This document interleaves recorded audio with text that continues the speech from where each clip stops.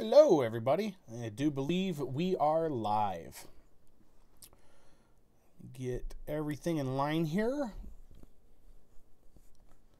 Think everything is good. Stream looks good. Bitrate looks good. It's always the first concern of starting a stream, isn't it? Is the bitrate good? Do I have any dropped frames? No, we've been blessed as of late with good streaming that hasn't been bad. So, very happy with that. All right. So let's see.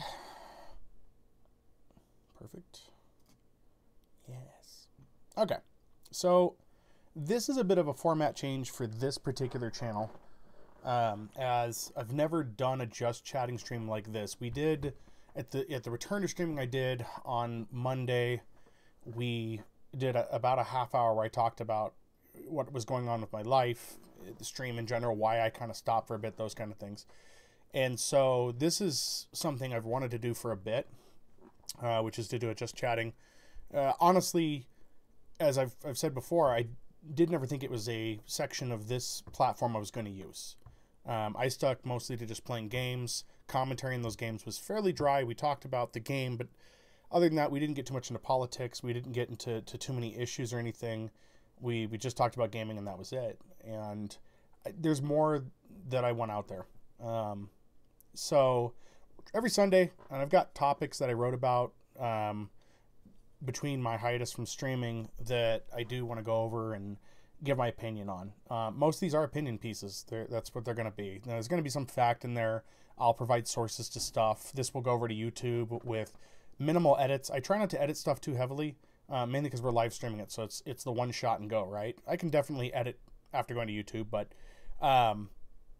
the goal isn't to do that. I want to keep it fresh and open, interactions and all. That's why on these, the chat's been set up. There's going to be a chat log after looking at feedback. And a friend of mine that frequents a lot of my streams, Ice, he had explained that looking back at some of the videos we had on the channel with gaming, without the chat roll there, people were lost. And so I want to keep these as intact as possible, almost like a time capsule, if you will, of what happened during the chat, where we were at this date. And then if things change later on, what changed, what were we talking about, thinking about at the time, those kind of things. So as they, I guess, say transparency to the best degree possible. So tonight's topic is the state of Twitch. Now that's not a negative or a positive on it. We're just simply talking about the state of Twitch as I see it right now, where it's at. Pardon me. And I want to get an opinion out there. I honestly believe at this point, after a lot of looking around, that most of these online platforms, YouTube, Twitch, TikTok, all of these, it's for content creators to put not just their artistic view on things out there or their art or performance or whatever. It's also about opinions. The world is full of opinions. A lot of people have them. Some people hate that a lot of people get to talk all the time. And I get that. The world is full of a lot of noise. It is full of so much noise. But I do believe that in all that noise, there are perspectives that are maybe missed or don't get expressed or talked about. I've got my own. If they've been said elsewhere, great. I'd like to know where those like minds are at, but I have yet not found too many on some of the other points. And I think differently than a lot of people on a lot of things. Sometimes that comes across as negative. Sometimes it comes across as maybe not right. I don't know. That's people's opinion of me. That's their business to have, not me. I have my opinion of myself. I have, my ideas. At the same time, I'm not necessarily trying to change the world. I'm not trying to change anything. I just want myself heard, and we're in a generation and a time where we can do that. Thanks to online streaming, everybody can have an opinion, everybody can talk, say things, and they can get that out there. And if I'm wrong, great, whatever. At least I tried. At least I tried to do this. I've been putting off a stream like this for so long that it was going to be a thing that if I didn't do it sooner or whatnot, it was going to be one of those things I never did. So I'm trying to find a place for my beverage here. Last few streams I've done, I end up getting really thirsty. I'm currently without tea because I didn't make any, because it's been a fairly busy week and weekend. So I'll put that right there. But yeah, so I kind of looked at when I came back to streaming, one of the things that was going on was a lot of the Twitch drama. I was gone for, I don't know, a year or so, I think. I'd have to look at the dates. It might have been shorter. It felt like I was gone for years. The pace of the internet's so fast. Being gone for months can feel like years. And when I left, I can't remember some of the drama that was going on Twitch. There wasn't much that I recall. There was the allegations and actual events that took place with women being harassed. The thing about harassment's been around since before I can remember. So that was kind of the big deal, though. And TwitchCon was somewhat wrapped in there. Again, I'm bad with dates on those things because it's so long ago. I'm sure anybody that's familiar with that would be able to tell me, like, yeah, this happened back in 2000 or whatever. So there was that. I know there was fallout from that. I know there was, of course, the stuff with Dr. Disrespect, all of that. And I'm not sure if we actually got an official reason for that. I want to say we did, and it was just so underwhelming that I don't remember. But a lot of platform changes for some bigger streamers, and then I think some came back. So there was a lot in between. I don't really follow a lot of bigger streamers. The closest I get to following them, I lead a fairly busy personal life, and streaming is something I do for personal enjoyment. If this becomes a full-time job, awesome. I'm not expecting it to. I just want some place where I can play games out, because I'm one of those people that there's things that I will forget to do if I don't have them scheduled or worked in somehow. I focus on what work I'm doing so closely, I will forget to eat if somebody doesn't remind me, or if it's not just something pre-put together someplace. Same with streaming. I'll play games in my personal time, but I don't tend to play them as heavily until I'm streaming them. That's why in the past we had streams that were supposed to be a couple hours and they lasted for, more than that. So that's where all that's at. But anyway, to loop back around to it, I've always wanted to talk about topics that are of interest to me. That doesn't mean it's going to hit every point that everybody wants. It's just something I wanted to do. So now that we've got that kind of out there and everybody understands what's going on, this is a new format for me. So things may change going forth, depending on what the review looks like, because I'll have to go back and watch this and see if I liked how I was presenting and what was going on. So as we're not doing a game stream, I'm adopting kind of a new way of dealing with comments.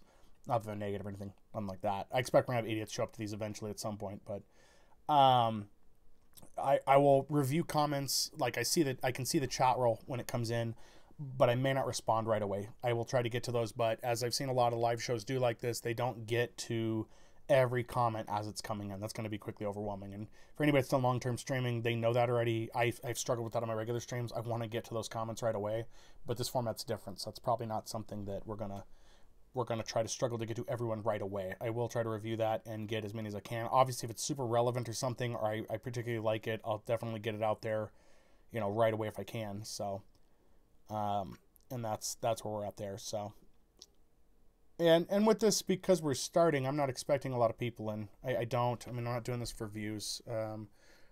I would appreciate it if a lot of people wanted to look in and comment and stuff. That's great. That's always great when you're streaming, but ultimately I'm doing this for myself. It's something, again, that I've wanted to do and haven't been able to, haven't gotten to, kept putting off and all those things. So moving right into Twitch itself, what are the things that we heard about? There was of course the big announcement that was done essentially overnight when it was supposed to have very little views. Now I'm not going to get into each individual little section. If you guys have been on Twitter for the last 2 weeks, you guys know the ins and outs of everything. If you don't, ask a question. I'll be glad to elaborate on it, or just simple Googlies as you see them, and I'll be glad to point that out there. Or you can look at there. What we had was the pay split was changed. Now that affect more of the top tier streamers. Potentially it could have an issue if you were becoming one of those streamers, but really that split change affected people who are making a ton of money. And I'm not saying that's okay. Those people rely on that money. Most people that are at that level, this is their full-time job. This is what they're doing. You've taken their livelihood down a notch. Not away. They're still making money. And I'm not a famous person. I am not somebody who is, out in the public eye or anything. I don't know what commitments cause you to live at such high amount of means. Now, for some people, I can understand. Certain streamers produce content. They need security. That costs. I understand that. But beyond stuff like that, I don't know what the expenses of being a pro streamer are. I don't understand why you need millions of dollars and at the end of the day you just have nothing left. If you have a team, you're paying them. Okay, maybe that's an expense. I can see that, but I don't know. And I know those expenses can get out of hand, but if it was me and I could do that, I would probably make a video explaining what the expenses come from. I don't see a lot of those videos. This is gonna sound funny, but on TikTok, there was a girl who claimed to be a stripper and said, here's how much money I make per night. Here's where the expenses go. She line itemed everything. So I appreciate that because that answered questions I have. Where do people who do certain professions make money? Where does it come from? How does it get spent? All those things. I wish more pro people would do that, but I find that once people reach a certain level of fame and notoriety, they immediately stop talking about their expenses. I don't know if they're embarrassed or if they just suddenly feel like that's just not something to talk about. And hey, each their own. That's great. I just wish I could see some of what a celebrity spent and what it was spent on.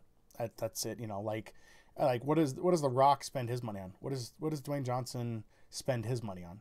Because if they're losing all their money on expenses, then they're not doing well. You know, obviously you want to accumulate wealth and stuff. So, and that's its own topic. Wealth in itself is its own thing about where money goes, comes from, all that. But for the famous portion, what are they doing? You know, pardon me. Again, just another night where I'm dry. All right. So anyway, in the past 2 weeks, a lot has been revealed. You know, long term, Twitch has the people who run Twitch have made some really horrible decisions. The community itself agrees upon that. I mean, if you've even been on this platform for a short period of time, you can really make a judgment call on what sucks, what doesn't, and what you'd like to see, and that never gets addressed. But as a whole, I think between games, streaming platform like Twitch, and other things, even though the people who are most vocal may want something, and even if the polls back it up with multiple, you know, people saying, yes, we want this, at the end of the day, companies are going to make those decisions for themselves. It doesn't matter how much input you put in. Sometimes that pressure works, but I think with Twitch, we're seeing a lot of it is not. And I'll go into some of those later on here. So, but, you know, recently the pay split, that's a problem. The way the gambling was handled. And again, we'll get more depth on that one because that one hits a couple of points for me. Not because I don't gamble. I'm not a gambler. But there is a certain inconsistency to how Twitch handles things. A lot of people have been vocal about that. I've got some opinions on that. And then how they're doing raids now. Yes, I've heard both sides now. I've reviewed Twitter extensively on that when that announcement was made, quietly, if you will. That it gives you more control over the raids, and this is great. And okay, but that's a solution that nobody asked for, that wasn't a problem, that now all of a sudden half of the community thinks it is a problem and the other half doesn't. And there's no middle, you know. I can agree with the fact that it's always great to have more control over things in a channel. That's great. But I didn't need control over that aspect. I need better moderation in some areas. I'm a small channel and I've had to deal with people. Harassment is not the right word for it. It's inconveniencing. But again, a lot of the harassment that's come through, I'm just going to blanket it that way for now because it's just easier to do that instead of stumbling over words. But the harassment, as minimal as it is, and not nearly as bad as some other people have got, but the harassment I've received is related to YouTube to a degree. And that's also going to have a foldness as well, because unfortunately, I feel you can't have Twitch without YouTube, but you can't have YouTube without Twitch. That's, you know, that's my opinion on that. But both are kind of intertwined to a degree that they both affect each other. And again, I'll explain that later on as well. So trying to keep a format and a form of things. I have a script in front of me. You guys can't see it. I went with a spreadsheet for that script because there was just so much. The more I looked over ideas I had written down, this grew significantly. And again, this stream is different, so you're going to hear a lot of these liner notes. That is going to be like an extended edition DVD because my first time doing this, so I'm trying to cover everything. So, but the raid stuff, the way that they're doing highlighted comments now, that came out the other day. It's not a feature that's needed here. Twitch is not YouTube. If they're going to be YouTube, they have to start doing things that make discoverability on this platform better. And there's so much work to be done, and it's just not getting done. So these little changes like this make no sense. You know, it's like pushing the ads before you even have advertisers is the only thing I think of. It'd be like having a blank spot and they're like, oh yeah, we'll fill it with ads later on when we figure that out. No, you need to figure out the advertising portion first, then worry about the space. You know, those things. It's like they work on half of something, don't complete it, or push it out as is, and it's like, here you go, we did this new thing, and, you know. And there's been too much like that. Security has not been improved on Twitch, and I'm not talking about being hacked. I'm talking about people getting harassed, people being, you know, assaulted physically, and all these things that have happened, that hasn't been fixed. It hasn't been really talked about by Twitch itself, except for the blanket canned statement they give out. Any company gives out when something happens that they're responsible for, but they're not going to admit, we deeply apologize for, or we're deeply saddened by. Those aren't fixes. That's just PR. That's all it is. It doesn't do anything. It doesn't help anything. It doesn't fix anything. And that's rather frustrating because this is a platform that people enjoy. And really, I think the only reason it's stuck on as long as it has because the community that's here really wants this to be solid. They really like the brand, even though the brand has not done them justice. And there have been so many problems that they have refused to work on and fix, or just haven't even addressed. I think that's even worse. I think I'd rather have a company just say no to something, so at least we have that recourse to be like, they said no to this even though they know it's wrong. Because when they don't say anything at all, it's awful. So, which brings, us to the next section. Why stream? What do people stream for? And these answers are all over the place. They're all over. I've heard so many different reasons for streaming, and I'm going to go over what I can here. Not an exhaustive list, not an extensive list of things, but let's start with the first and foremost. I would say that a lot of people are attracted to streaming because it can potentially make money, right? A lot of people do the same for YouTube. They get on those channels because if you make good content, you can potentially make money. And with a lot of that, the allure of people making money online is so attractive because we have to look at the current populace and where it's at. We have a lot of people who are upset in the jobs they're in. They don't like what they have to do. They're grinding every day for an employer, but they're not getting any progress. Promotions are not a thing that happen too much anymore. And again, I'm not going to do much in the job portion thing. That will be another topic at some point. It's something that I do want to go over. But you don't get to have your opinion in a lot of jobs anymore. Streaming, particularly on Twitch, or even doing YouTube vids, allows you to put everything you love, want, desire into one platform, produce content, like-minded people will find it, and then they will help you out by watching your videos, watching the ads, maybe donating some money, those kind of things. And I'm not saying it's the main motivator, but I think it is one of the top three, if nothing else. It's got to be the money portion for it. Now, for me, again, like I say, I would love to make money off this. I'd love it to be a full-time job, but it's not. It isn't. It doesn't do that because there's so much in the way. The other reason I think people do is it's fun. It is fun to stream. Even on the worst night I've had streaming, I've still had a good time. I still got to present content. I still got to play games, interact with a few people. It was good. It was great. The other portion besides money, I think, is fame. Some people want to become famous. There's different types of fame, right? There's TV famous, movie famous. I think those are the two forms of fame that are still considered maybe legitimate, right? Because with me at my age and everything, I don't consider an influencer famous. I don't consider that the same amount of fame. Some person I've never heard of tell me what shirt to wear, what clothing to buy, what makeup to wear, all of that. That's not a famous person to me. They don't have the same bearing to a degree. Now, admittedly, I'm the type of person that advertising fails to work on exceptionally well. Granted, there are campaigns that are done well. There are products that I want to try based off of things that I've seen, but it's generally not celebrity driven, right? A movie star drinking a beverage doesn't make me go, oh, I still don't want that beverage. There are people like that out there. Certainly there are. That's just not me. But if I see a celebrity I respect for the good they do in the world and they're advertising something that's eco-friendly maybe, or that seems to do good in the world, or they tell me that for each drink I buy, it donates $2 or $1 to whatever, I'm probably going to be more apt to buy that. But I don't buy games because a famous person tells me to. I don't buy movies because a famous person tells me to. I'm not buying products generally because famous people tell me to, and I'm certainly not doing it because an influencer tells me to. At the same hand, that presents a conundrum, right? Because my audience would be people like me, and if I got to the point where I was an influencer, how am I supposed to get them to buy products? And that becomes something where it's got to be something I honestly believe in. So fame, and then, shortly enjoyment with that. If you're having fun with streaming, then obviously the enjoyment portion. And then lastly, I think there are a lot of people that do this for a hobby. It is, and this is part of my reasoning for it too, is the hobby.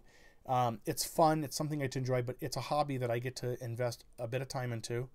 And I have to keep it controlled because I'll end up, I can easily do an 8-hour stream. I did an 8-hour stream not even trying to at one point, and that happened regularly. I wasn't trying to run a marathon stream. I wasn't trying to do that. It just happened because I was enjoying what I was doing, and I figured, hey, I'm playing these games, I might as well film it. Why waste? I might as well just put it out there and have the content there. And that can quickly become a problem because I was doing that so often. I got burned out. Not on the games. I still enjoyed the games when I could, but streaming felt like a full-time job I didn't like anymore. It was come on, let's announce what game we're doing. We got to start putting these tweets out. We got to get a video out. Oh man. And then we got to make announcements again, and I got to get a schedule set. I need to make sure to interact on Twitch, whether or not there's people there. It felt like too many have-tos. And when something starts feeling like a have-to, I'm the type of person, I don't want it anymore. I don't want to do it if I have to do it. So those are kind of the main blanket reasons that people do this, and I find that, and you can look at statistics for this based on Twitch's stuff, there are more people that like to watch people streaming than there are people that stream. There is definitely a market and an audience for this. People want to hear what other people think.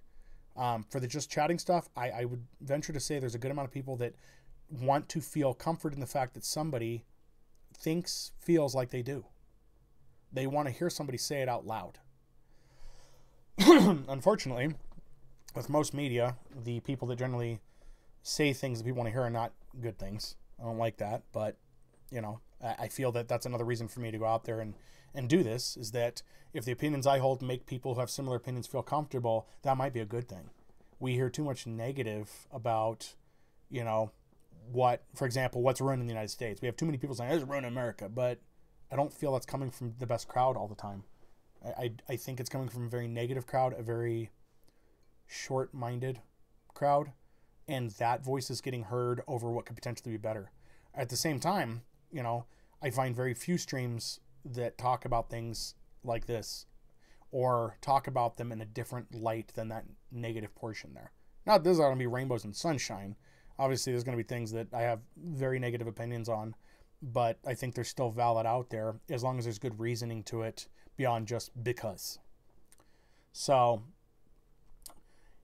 that leads into really the meat of this, which is the Twitch and social media and everything else. It's the lie about streaming. What is the lie about streaming? Well, the lie about streaming is that you can make it. Anybody can make it. And that's true to a degree. Anybody can make it, but that needs to be bookended with but few will. It's like the old giveaways on children's cereal and candy, many will enter, few will win. That's the thing. A friend of mine likened streaming to being a band and playing kind of like a dive bar or a small place, is that like you might get discovered, but it's purely by accident. I understand that sentiment. I don't necessarily feel the same. I have a different idea for what it's like, but essentially that's it, right?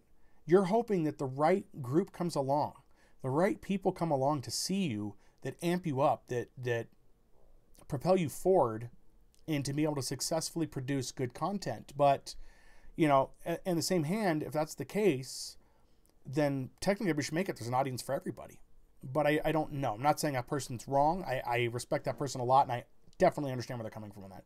And it feels like that, In a sense, me doing a stream like this, it's like saying I'm going to do one of these every Sunday, which I plan to do, and I have to hope that a talent scout for a show like The Daily Show is looking for somebody like me to present a new platform and product where we talk about politics, and I'm that voice they're wanting, that visual appearance they're wanting to present that product.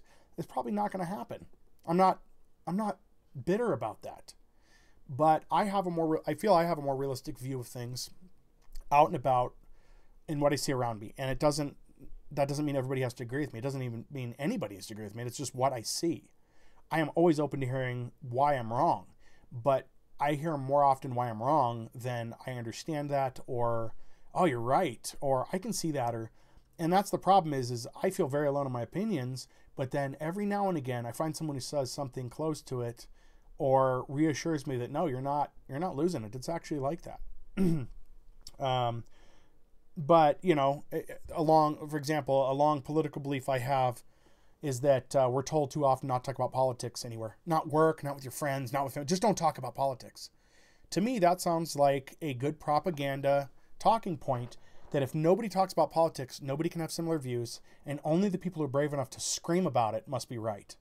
And I think that silences far too many people. But going back to the lie of streaming, not everybody can make it. It's not even possible. The reality is that if every person that really wanted it, every person that was dumping in the consistent amount of hours for 2-3 hours a day was able to make it, they would have already made it by now, unless they're so new to it that they're still building that groundwork. But no, I feel like it's super easy to make it to affiliate.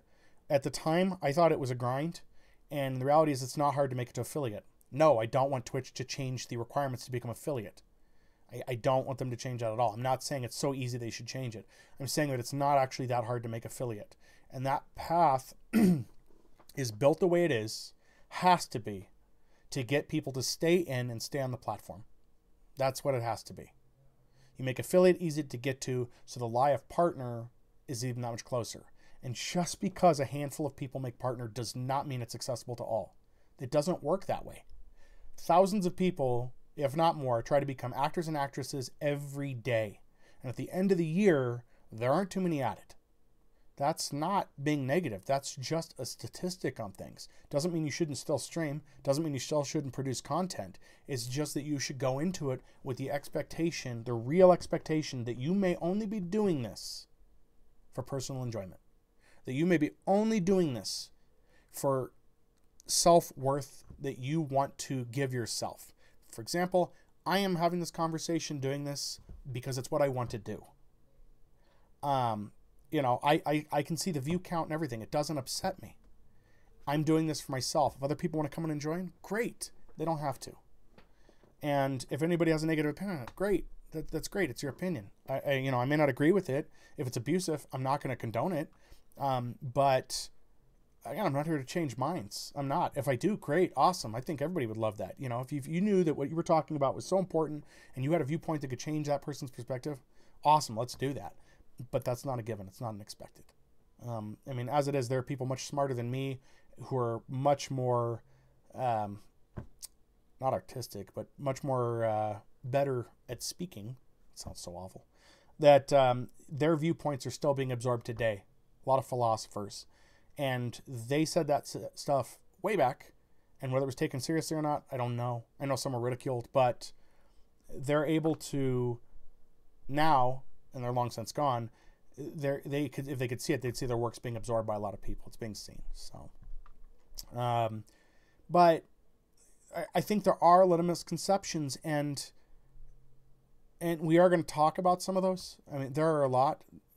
There's so many misconceptions with streaming. So to give some preface to where a lot of updates to the script came from was after the announcement of the revenue split was discussed heavily between Twitch channels and on Twitter. There was a group put together on Twitter. I didn't know Twitter could have voice call kind of things. There was essentially a huge conference between ex-Twitch members,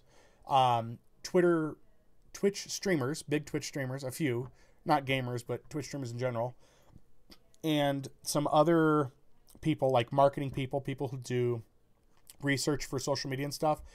There were a few speakers. I think it was 10 total speakers, and they were talking about different things in streaming. And what I picked up from that, some of the stuff, not all, there's so much to unpack out of that conversation. I wish I could have got a recording of it. If anybody sees this and says, yeah, there's a recording, let me know. I'd love to have that to go over again and again. But one of the things I picked up is that Twitch essentially lies to people.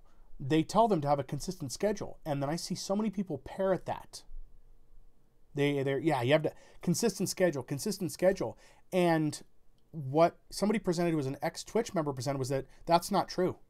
You have the same chance of getting notoriety, getting seen on Twitch if you streamed 1 hour a day, 2 hours, 8 hours. It doesn't matter. You could do it different times a week. It doesn't matter. Now, that's not because streaming is broken. That's because Twitch's back end, their algorithms, whatever else is there, that's broken. That's the problem. So it doesn't matter what nights of the week you stream. That's yes and no. That part I kind of disagreed with, because I feel like there's certain nights people are able to watch better than others. Like, in my opinion, I think a Monday is the worst possible night to stream, but there's viewers on a Monday. you really have to pick your segment too. I am not one of those people that wants to necessarily cater to an audience of people who are in their teens or, are maybe school age. But there is a segment in gaming for that. Some people make their channels friendly enough that they can do that. And I appreciate that. That there should be an audience for everyone. I think that a performer should be able to make content that everybody can enjoy, and some of us don't want to. Some of us want more PG-13 R-rated content, if you will. Me, I curse a lot in my game streams. You do that in gaming. It's not abnormal. But at the same time, this stream's been fairly clean. At the same time, there are some people that really want to do that content that is child safe. They believe that their audience is, say, Minecraft, and they want to run a good clean stream where they're building stuff. Maybe they're just screwing out in a world, destroying stuff. That's what they want. That's the kind of content that they want to produce, and they want people to enjoy. And hey, I get it. Part of that is probably a change, strictly because, sorry, here, just checking some stuff out. They want that change on YouTube that took place that was like, is this made for 18 or older? That was a bonehead move by YouTube, and it was only to satisfy advertisers. And that was a simple fix that didn't need that bad of a change. And again, we'll talk about that more in depth later, because that's got its own section here of stuff, because all these platforms are garbage for certain things. But essentially what that person was saying was that your consistency does not matter. It does that you have to stream, right? If you don't produce content, you're not going to get views. You're not making anything anybody wants, right? A car manufacturer doesn't make money if they don't make cars. So you've got to produce videos and content. What's called into question is the frequency with which and how much to do. You can stream every night of the week, 5 nights a week, and produce 2-hour videos each night of the week. But at the same time, it can be argued that a person that does 3 nights a week, 1 night a week, and they produce 1 8-hour stream, they've essentially got similar coverage. Now, yes, I know for all the social media people out there, for all of the algorithm-centric people and whatnot, all of those people, what's the word I'm looking for? Oh God, it's a specialized job, and I hate it. I think it's ridiculous, but the job where you determine keywords and all of that, the SEO, search engine optimization people, it's kind of ridiculous because it's such a ridiculous game that is played with SEO and getting content out there. But essentially, from what I understand with Twitch, because it's so badly designed on the back end, the person that streams 8 hours in one stream per the night has the same exposure as a person who does 3-4 nights a week. Something is wrong there. In my opinion, the person that's producing more content has more variety. They should be getting more of the coverage, but that's not how it works. But they'll lie to you about it. They will tell you. And again, you have to understand that's motivated by Twitch, right? It's motivated by them. They need you to stream lots. They need as much content as they can get on the site live. They need as much content as possible, because if Twitch becomes empty, nobody's going to come here. Nobody's going to come to a platform that looks dead. It doesn't matter if 80,000 people are playing the same game. As long as there's enough people that people have choice, or the illusion of choice between them being different, they will stay on the site, they'll hop, they'll go to different places, and as long as they're getting revenue from it, Twitch that is, they don't care. It is to make money. Anybody that believed the lie that Twitch was a content producer first platform, man, you fell for an ad. You fell for a PR line is what you fell for. No business is set up that way here. None. It's all money. And that's not wrong. You make business to make money, unless you're a nonprofit, and Twitch ain't a nonprofit. But it's a lie. Telling people that you're here for the content creators, you're not. You're here to milk them of the money they can provide you, but you're not here for the content creators. And that's a shame that people bought into that and believe that. They had good PR to make people actually believe that. It's like Tesla claiming they're a green company. They're not. If you don't understand why the Tesla ecosystem doesn't work, and yes, we're talking about the cars. If you don't understand why the Tesla ecosystem doesn't work, then you have not looked in deep enough to the cost of producing those cars, what happens when they get damaged, what happens when they're at end of life. And if you don't think Tesla's at end of life, that happens, some sooner than others. But if you don't understand the basics of recycling, the ecosystem we have for those things, then you really don't get that any of this is money motivated, and doing it for the people is never going to pay enough. It won't. That doesn't mean that we can't have a relationship with these companies where it is fair to all. So the other lie that has been kind of talked about is exposure. The exposure on Twitch is bad. You can get exposure on Twitch, good luck outside of that. And one person who was an ex-Twitch employee essentially put out there that you have to have a YouTube channel to make this work. You have to. You have to have some place to upload your content. Essentially what they said, the model was this. You live stream to produce live content. You put it on YouTube so people who didn't watch it live can watch it. Your broadcast put on YouTube is advertisement to get people to Twitch. Most people in their videos say, thank you for joining the YouTube channel. Really appreciate it. Like, share, sub, those kind of things. And it's, all right, and if you guys want, you can go over to my Twitch channel. I broadcast on these nights. You're advertising for Twitch through YouTube. YouTube doesn't care because they make money off your video. Twitch doesn't care because they get an advertisement. They're making you do the extra legwork to get yourself discovered. That's why there's no interest in discovery. Why are they going to develop a tool to help you get discovered on their platform when you're going to already do it for them? Additionally, it's probably most difficult for them. A lot of streamers are not consistent on one thing. There's some out there, yes. But variety streamers make up a lot of streamers. I'm a variety streamer. I don't play the same game over and over again. I do it different times, but I'm not doing every night the same game. Now, I got locked in that for a bit, which was Division, and it didn't help me get any more viewers, subscribers, or anything streaming consistently one title than did streaming random. It was equal. It was the same amount. So I can't say that works either. And I had everything out there. I was heavy on social media, putting it out there. We were getting some videos uploaded. Now, that kind of tapered off because, again, it felt like work. I didn't want to do it. I've gotten videos up since and have enjoyed getting content onto YouTube. Even some of my older content. I think it's still viable that even if it was an event from a year ago, people still want to see content from that. Maybe there's something they didn't see in there. So that's, I think that works for that. But the exposure is really awful. How many people can you talk to and say, I'm a Twitch streamer, and they're going to go, oh yeah, I know such and such from there. There aren't many. The exposure is just not there. You are more likely to run into a random person that has heard of at least content creators on YouTube than Twitch. Twitch has failed at the exposure portion. Yeah, they're branded with a lot of people, and that's great, but it's not, I don't know, it's not where it could be. I feel that somebody could come along and do better. They could do much better than what has been done and what is being done at this point. Now, that being said, there's probably plans that Twitch has I'm not aware of. Whether they're good or bad, I don't know. But so far, every time they've made an announcement about something, generally, it's mostly bad. It's not good stuff. And the last portion in this about the live streaming is the ease of streaming. I hear that so often. And I see those comments in Twitter. Now, the type of people those comments come from, I've got my own comment about those people. But there is a segment of Twitch that is people that probably shouldn't be famous, that should not be online at all. And I say that because they're people that if they suddenly got their 15 minutes of fame, they would say something stupid, dumb. They would say something racist, or they would say something so ignorant, you'd be taken aback by it. Those people should not be there. These are the same people who fall for Ponzi schemes and everything else. They're sold into it. And they're going to make sure they progress as much as possible, because if they even have to admit the platform may not be the best, then it's going to ruin their chance. If they believe in the platform and simp enough for it, they'll make it. And there is no amount of simping in the history of anything that has gotten anybody anywhere. It hasn't. It doesn't at all. It hasn't worked. So, but you're going to have that in any platform, any medium, is people who simp for it, that honestly believe that this is easy. The comments I have seen to people talking about how they're having a hard time with growth. The people have said, God, my channel's not growing. And they're like, well, one person will comment in a Twitter feed. And you don't have to take my word for it. Go on Twitter, find people having a problem.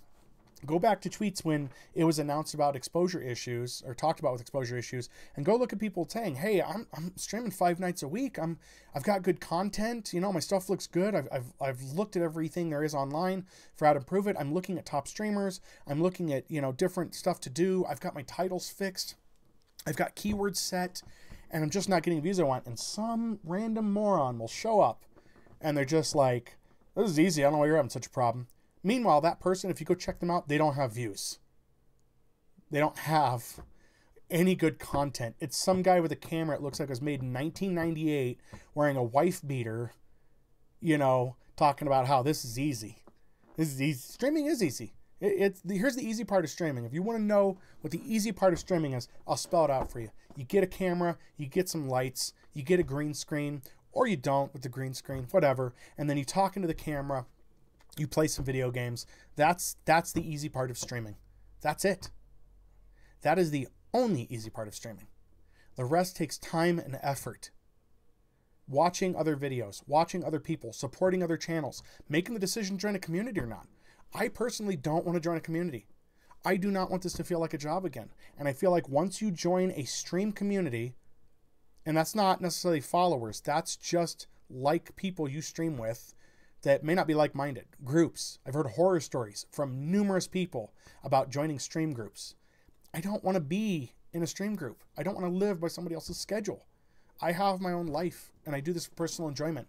That enjoyment is sucked away when I have to join a group. Will I get views? Absolutely. I have no doubt I would. But am I getting views because they have a network big enough to promote or not? If anybody that sees this and wants to try an experiment without any stream group whatsoever, just get a group of people together on Twitch or on Twitter and start promoting channels. Just promote them in mass. No videos, no channel. Just say, hey, these are great streamers you should see. And see if it gets the same amount of exposure. I'm pretty sure it will. And it's ridiculous because that's what people have to rely on for getting views. Not even the content they're producing to a degree. Like, you have to have good content once people are in. Yeah, you need that. But beyond that, if your content's good and the content being good isn't getting you followers, it's just keeping them, man, that's ridiculous. Like, YouTube is easier in that. You're easy to find. Your tags help you. Your tags get you exposure. Your retweeting of your videos gets you exposure more so than anything that Twitch does has helped with. But there's those people. They tell you it's easy. You just don't know what you're doing. Oh, it's easy. You don't get it. It's easy. No, shut up. It's not easy. Anybody can get a webcam. Anybody can get a computer. Anybody can start the basic portion of broadcasting. That's not the hard part. It takes a little bit of technical skill. There are literally thousands of YouTube videos telling you how to do it with different ways to do it. It's amazing. Use XSplit. Use OBS. I've used both. The guides are almost the same for them.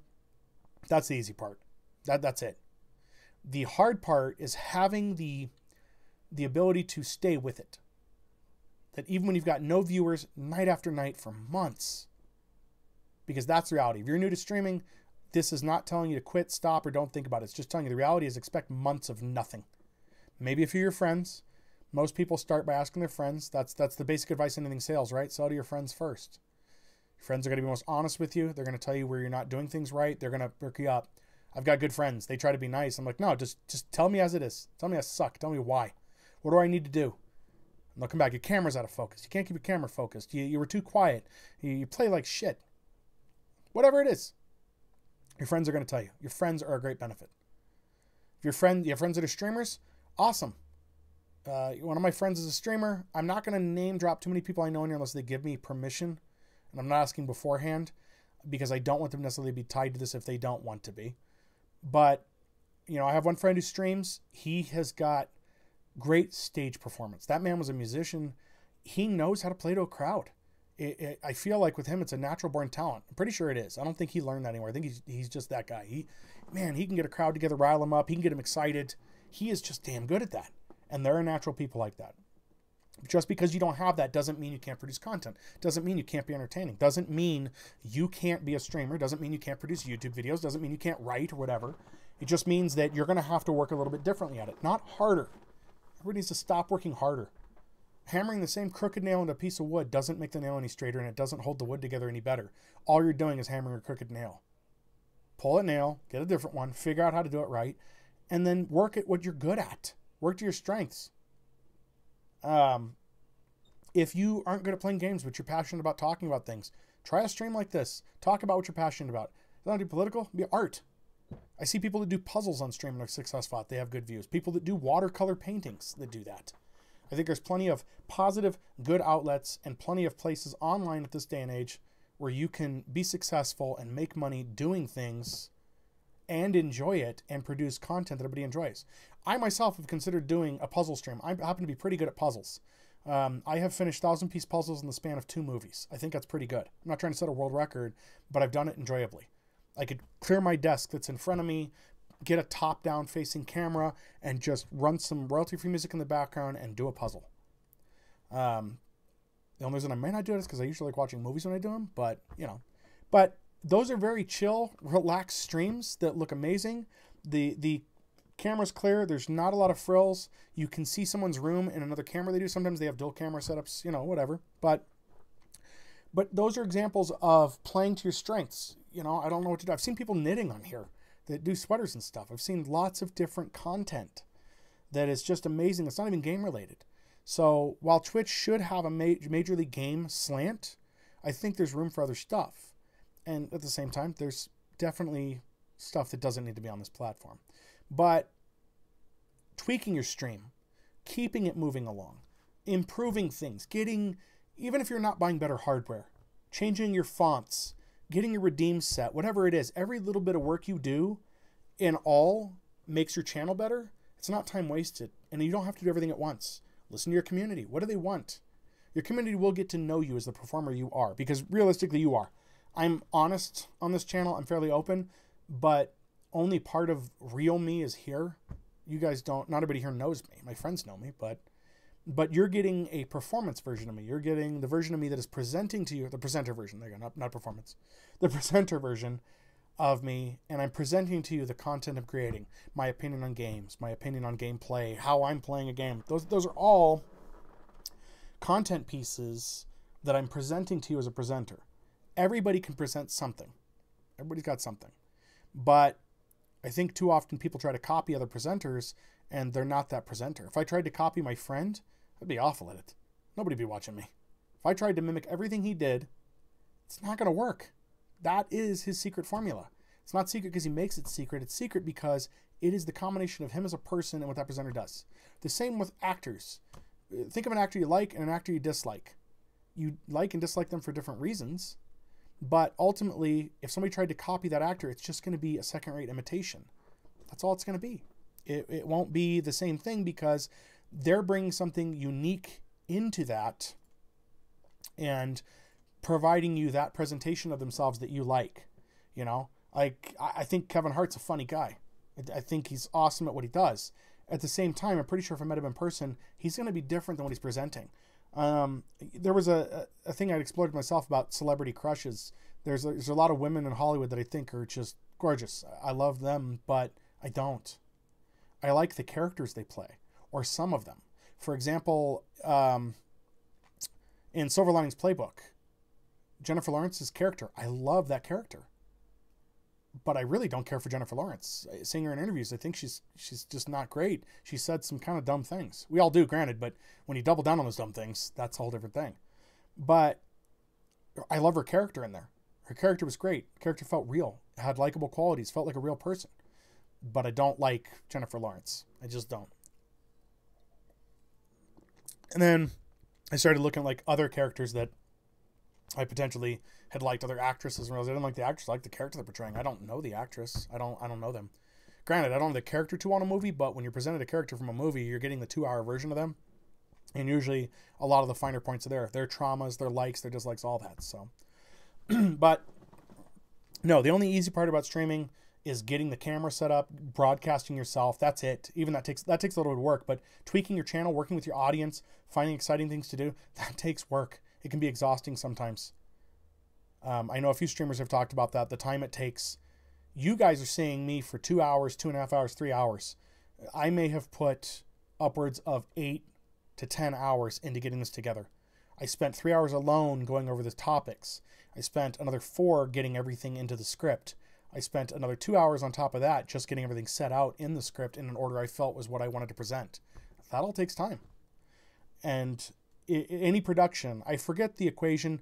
I heard it somewhere once. They said for each hour of video produced, you lose like 2 hours, 2-3 hours, I think is what it is. So also keep that in mind if you plan on streaming at some point, or you want to produce something or put something out, you know, and that's pretty good because it's very amateur content. We get to do that here. I feel lucky that we get to make productions that don't take too long. Films take months to make. Movies, high budget movies, take months to squeeze out 2.5 hours of content. That's a huge exchange of time, and that's more than one person. If you take all the man hours together, a lot of movies now will tell you this movie, you know, helped a lot of people economically, and it took thousands of man hours to make a 2-hour movie. Is just insane to me. And, you know, I'm watching a lot of people talk about their film experience. You know, I used to know a guy who was in film. He had a potential for a career. He kind of messed that up. But, you know, you do 13-hour days. 13-hour days to make a 2-hour movie that people enjoy really, really once. I mean, you can go back and watch a movie, and I enjoy a lot of movies over and over again, but some people go see it in theaters, they watch it on a DVD, and they've really watched it once and seen it all, and it took people months to do that, to craft that and make that. That's impressive. So, I personally... Well, that's a long name. DJ Anon's Hulk Hogan. Yo, man, what's up? Hope you were doing well tonight. I feel lucky for the fact that I get to do this as a hobby essentially for free. It doesn't really cost me anything to put a production out on this and do anything. You know, I already have the webcam. I already have the lights. I've built some things over time. I already pay for internet for personal use. So this is just... You know, this is just an add-on for me, something I get to do for fun and enjoy. And again, if it does great, awesome, wonderful, that'd be amazing. But it's not costing me anything to do. And that's the other thing, too, with the misconception on streaming. Don't pour a lot of money into this. In most online businesses, the advice you're going to be given is to work with what you have first. I'm going on about state of Twitch and whatnot, just talking about different things that have come up and my opinion on a lot of those things. So... you know, I do resell as well, and the advice in resell is sell stuff from around your house first. Don't go buy a bunch of stuff. Sell things you don't want or need around your house anymore, and that'll give you a good barometer whether you're good at it or not, and whether it's something you can pursue. And I did. I sold some stuff around my house. It did well. And then I started investing that money back in. You reinvest it. Don't put a bunch of money into something that you're doing for the first time, thinking it's going to get results. Even if you have $1 million, it's not going to guarantee that you're going to have a successful stream at all. So, DJ, we generally do game streams, but I've wanted to work in a just chatting stream on different topics for a while now. And so Sundays we'll be doing that. So if you want to read gameplay and this isn't kind of your cup of tea, what you're looking for, Monday and Tuesday we run games, same time, 7 p.m. to 9 p.m. Mountain Time. And that'll be more of a set selective titles at this point. So if that's what you're looking for, that'll be a better place to be. Otherwise, you're welcome to stay here. I mean, I'm not telling anybody they're not welcome. You can definitely hang out here, but I know this isn't for everybody. I get it. So, yeah, you're going to spend a lot of time producing your channel. Even YouTube content creators, they put a lot of time into their videos. I feel like I get to save some time here because I don't have to edit as much. I generally don't edit a lot of my live streams. I have to process them. It still takes me about an hour to get a video ready for upload unless the software's having a problem or something. So, I mean, that happens. Jeez, the last stream I did of Killing Floor took me 5 hours because OpenShot wasn't working right. I had to research getting a different free thing because I don't want to spend money on video editing software at this point. That, you know, if I knew I was going to do a ton more, I probably would, but I don't want to spend money I don't have on something I'm going to use occasionally. So I'll stick to the free options for now. That's most people. Like, all you're doing by spending tons of money and putting commitments with that money into a channel, like right now, you know, if I could probably get a loan of some sort to get a team of people, a social media person, a video editor, somebody to direct me, all of these things, and I can be committed to having to pay a few $100,000 a year with that and operating costs. I don't have that money. That's not going to guarantee the channel's going to go anywhere. Yeah, the production value will be second to none, but it's not going to make my channel that much more successful. It's not going to do that. You're better to start off learning the basics in anything, build on that. Will we get a better camera? Absolutely, we will. Is it right now? No. Does this work? Yes. Do I look as good as every other YouTuber or Twitch streamer? No. But it will improve over time. This camera is the third webcam I've got. We started off when I first started streaming. You can go check it on YouTube. I ran Metroid way back. Oh, it was Clay Fighter. Clay Fighter was my first video, I think. And my camera was a 480p webcam. No green screen. Grainy as hell. We now have a 1080p webcam. I have a better video card. All these things over time. I'm still using really cheap lights. Are there better lights? Absolutely, but these work. And that's the other thing. Keep your expenses cheap when you're doing streaming too. You need to be able to replace this stuff. So anyhow, that I should do a stream on my setup, the tutorial stuff like that. That'll probably happen at some point in the future. But so let's move on to how to make money streaming and why that's hard, and all that encompasses in there. So my belief is simply that the excuse we're hearing right now about advertisers not wanting to put ads on these platforms is because the people on them are too random. They're worried you're going to hurt their brand, and they don't want that. They don't want that to happen, right? And so my mind says when I hear a brand has advertisements on a TV channel, I don't automatically assume that they're supporting that content. They're paying the channel to get their ad out. If Doritos decided to do, I'm using them as an example, I'm in affiliation with them. You have to legally cover yourself on these things. So I don't have any affiliation with Doritos. I'm not with that company. I'm not with their parent company, any of that. I don't get any money from them. We're making no money off of this from them or anybody else for that matter. But if Doritos decided they wanted to run ads, both images, text, and they wanted to do a video roll during the streams, not mine, like a lot of people, and they said, we want you to do this across 1 million channels. It is absurd to assume, and I believe a consumer that believes that that advertiser knew, I think it is absurd to believe that they're responsible for the content of that platform. It doesn't work that way. It shouldn't work that way. People need to understand that. Doritos wants to sell chips. They want to sell chips. They're going to have to find the audience that's going to buy their chips. To do that, they need to get out to an audience that's going to buy it. Here's Twitch. Even if we lived in a perfect world that was actually 18 to 36, which we know there's much younger people that end up on this platform watching, those people are going to be their target audience, right? Somebody in their 40s may not buy Doritos, but that 18 to 36 demographic, pardon me, is ripe for the picking. And that shouldn't be a problem, but there's become this conception that Doritos will lose money because a racist person starts streaming on Twitch. And I don't think that should be the case. People need to learn to differentiate. Doritos didn't promote that guy. Just because their ad roll came up before he said stupid things didn't mean that they were supporting that. The platform has a responsibility to take care of that, and they should be. The platform being Twitch or YouTube should be taking care of that, but they don't. And if you think that to any advertisers that may come across this, doubtful will happen, but any advertisers come across this, anybody in marketing, I do not care for marketing. I don't like marketing as a profession. I think that is a profession that has a lot of preconceived notions and a lot of stuff that they talk about that is not accurate, but they keep following it over and over again. I hate that. I really do. I think that the advertising model is old, and the new ideas they think they have aren't new. They're just repackaged. I hate marketing and I hate advertising.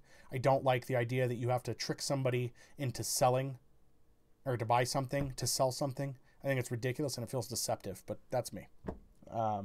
But if we could run a show in the 90s, and granted, I know it's a different time, but I'll modernize it here in a minute.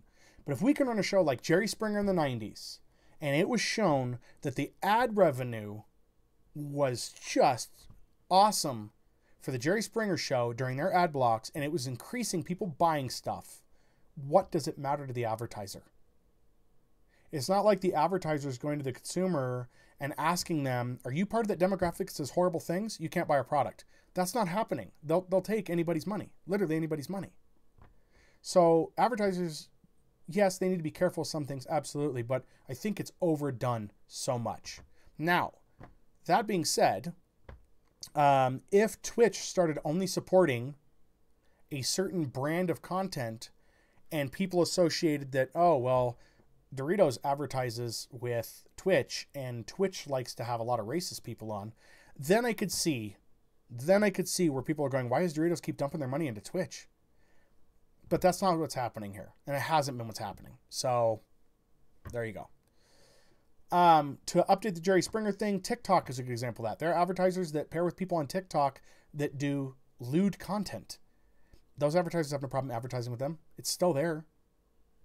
So, you know, and again, to just use the data one because it's easier to say, if the Jerry Springer format could work, there's no reason streaming can't. What Twitch should be doing at this point to fix this is just looking at a set of advertisers who really don't care what content's ran and explicitly say, hey, we're supporting, not necessarily Twitch, we're supporting creators, whatever they got to do to word it. I'm not a marketer, but whatever they got to do to make it so it says, if we find that content is excessively bad, we'll request that they don't advertise on those channels. Twitch has the control where to run ads. They can do that. YouTube can do it too. They just choose not to.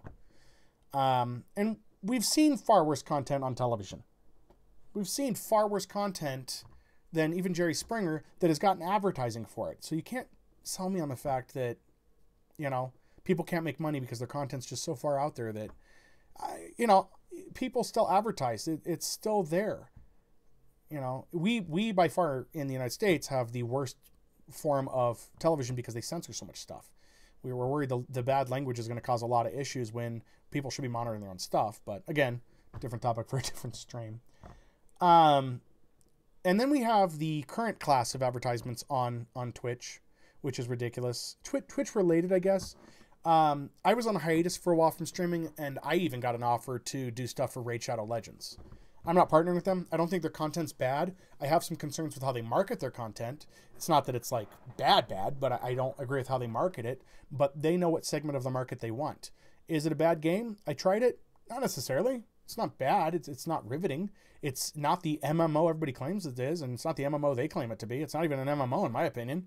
It's not even an open world. It's just not. It's a mobile game. It's a base mobile game that has really neat graphics that are very fixed. Is it playable? Absolutely. Do you hit a wall and need to pay money into there? Yeah, you will. And I haven't paid any money in there, but there are drink manufacturers that will pretty much promote anybody. There are not big ones, not big ones by any means. Go look on Facebook. Look at the ad rolls there. The same companies that are advertising for an energy drink you've never heard of. Go send them an email about partnering. I did that when I was screwing out stuff in the off time. They will. They have a certain amount of viewers they want you to have, but they'll let you get some money for talking about them. What I got, the best one I got for that was I had asked them, would you consider a sponsorship in the channel? I'm like, yeah, we're open to that. How many viewers do you have? I let them know. They said, you don't really have the viewer count we want, but how about this? We'll send you some product. You drink it on your stream. And if that goes well, then, you get followers or whatnot. We'll go ahead and we'll give you more. If not, then, hey, we're out a couple of drinks and you're out nothing else. And you get to try a product. That was pretty giving. But at the same time, not everybody's open to offers like that, especially if you're a partner. You can't exactly do that. There's other things you have to look out for. So, the fact that these companies are trying to get you to promote their product and you're not even streaming, that tells you something. There's a market there. They want to sell stuff. And for the most part, as we said earlier, a lot of streamers are amateurs. These aren't pros. They're not pro content makers. These are people that have a passion for what they want to do or an idea, and this is a testing ground for them to do it, to evolve it, to see if they like it. And if they don't, they're not out that much. If they do it right, they're not out that much or anything at all. If I decide I don't want to do this anymore, I still have a green screen that I can use to produce other content, or I can put that away and I still have a webcam. I can, do remote interviews. I can, whatever, I can FaceTime people, whatever. Those are things that are doable. I still get use out of the webcam, out of the lights, all of it. I get use out of it. And that has to be the focus of this platform, is that people are very new to this. And I think to a degree they do, and that's how they sell you the platform, but it's not how they support you. So, and thinking about that, the rules for how you should produce content on any platform are set by marketing people and by professionals, not people who do streaming. They're not. I strongly believe, based on things I've heard, again, in that Twitter talk that went on, that if they would loop in content creators, work with them, they could make a platform that truly catered to people who were new. YouTube knows, because they've done this, exactly how to help new and upcoming content creators. They know how to market it to you and how to teach you to make professional content based off of the content you have that you've just started with. They can pinpoint to you, hey, you need a different background. Hey, you need a better font.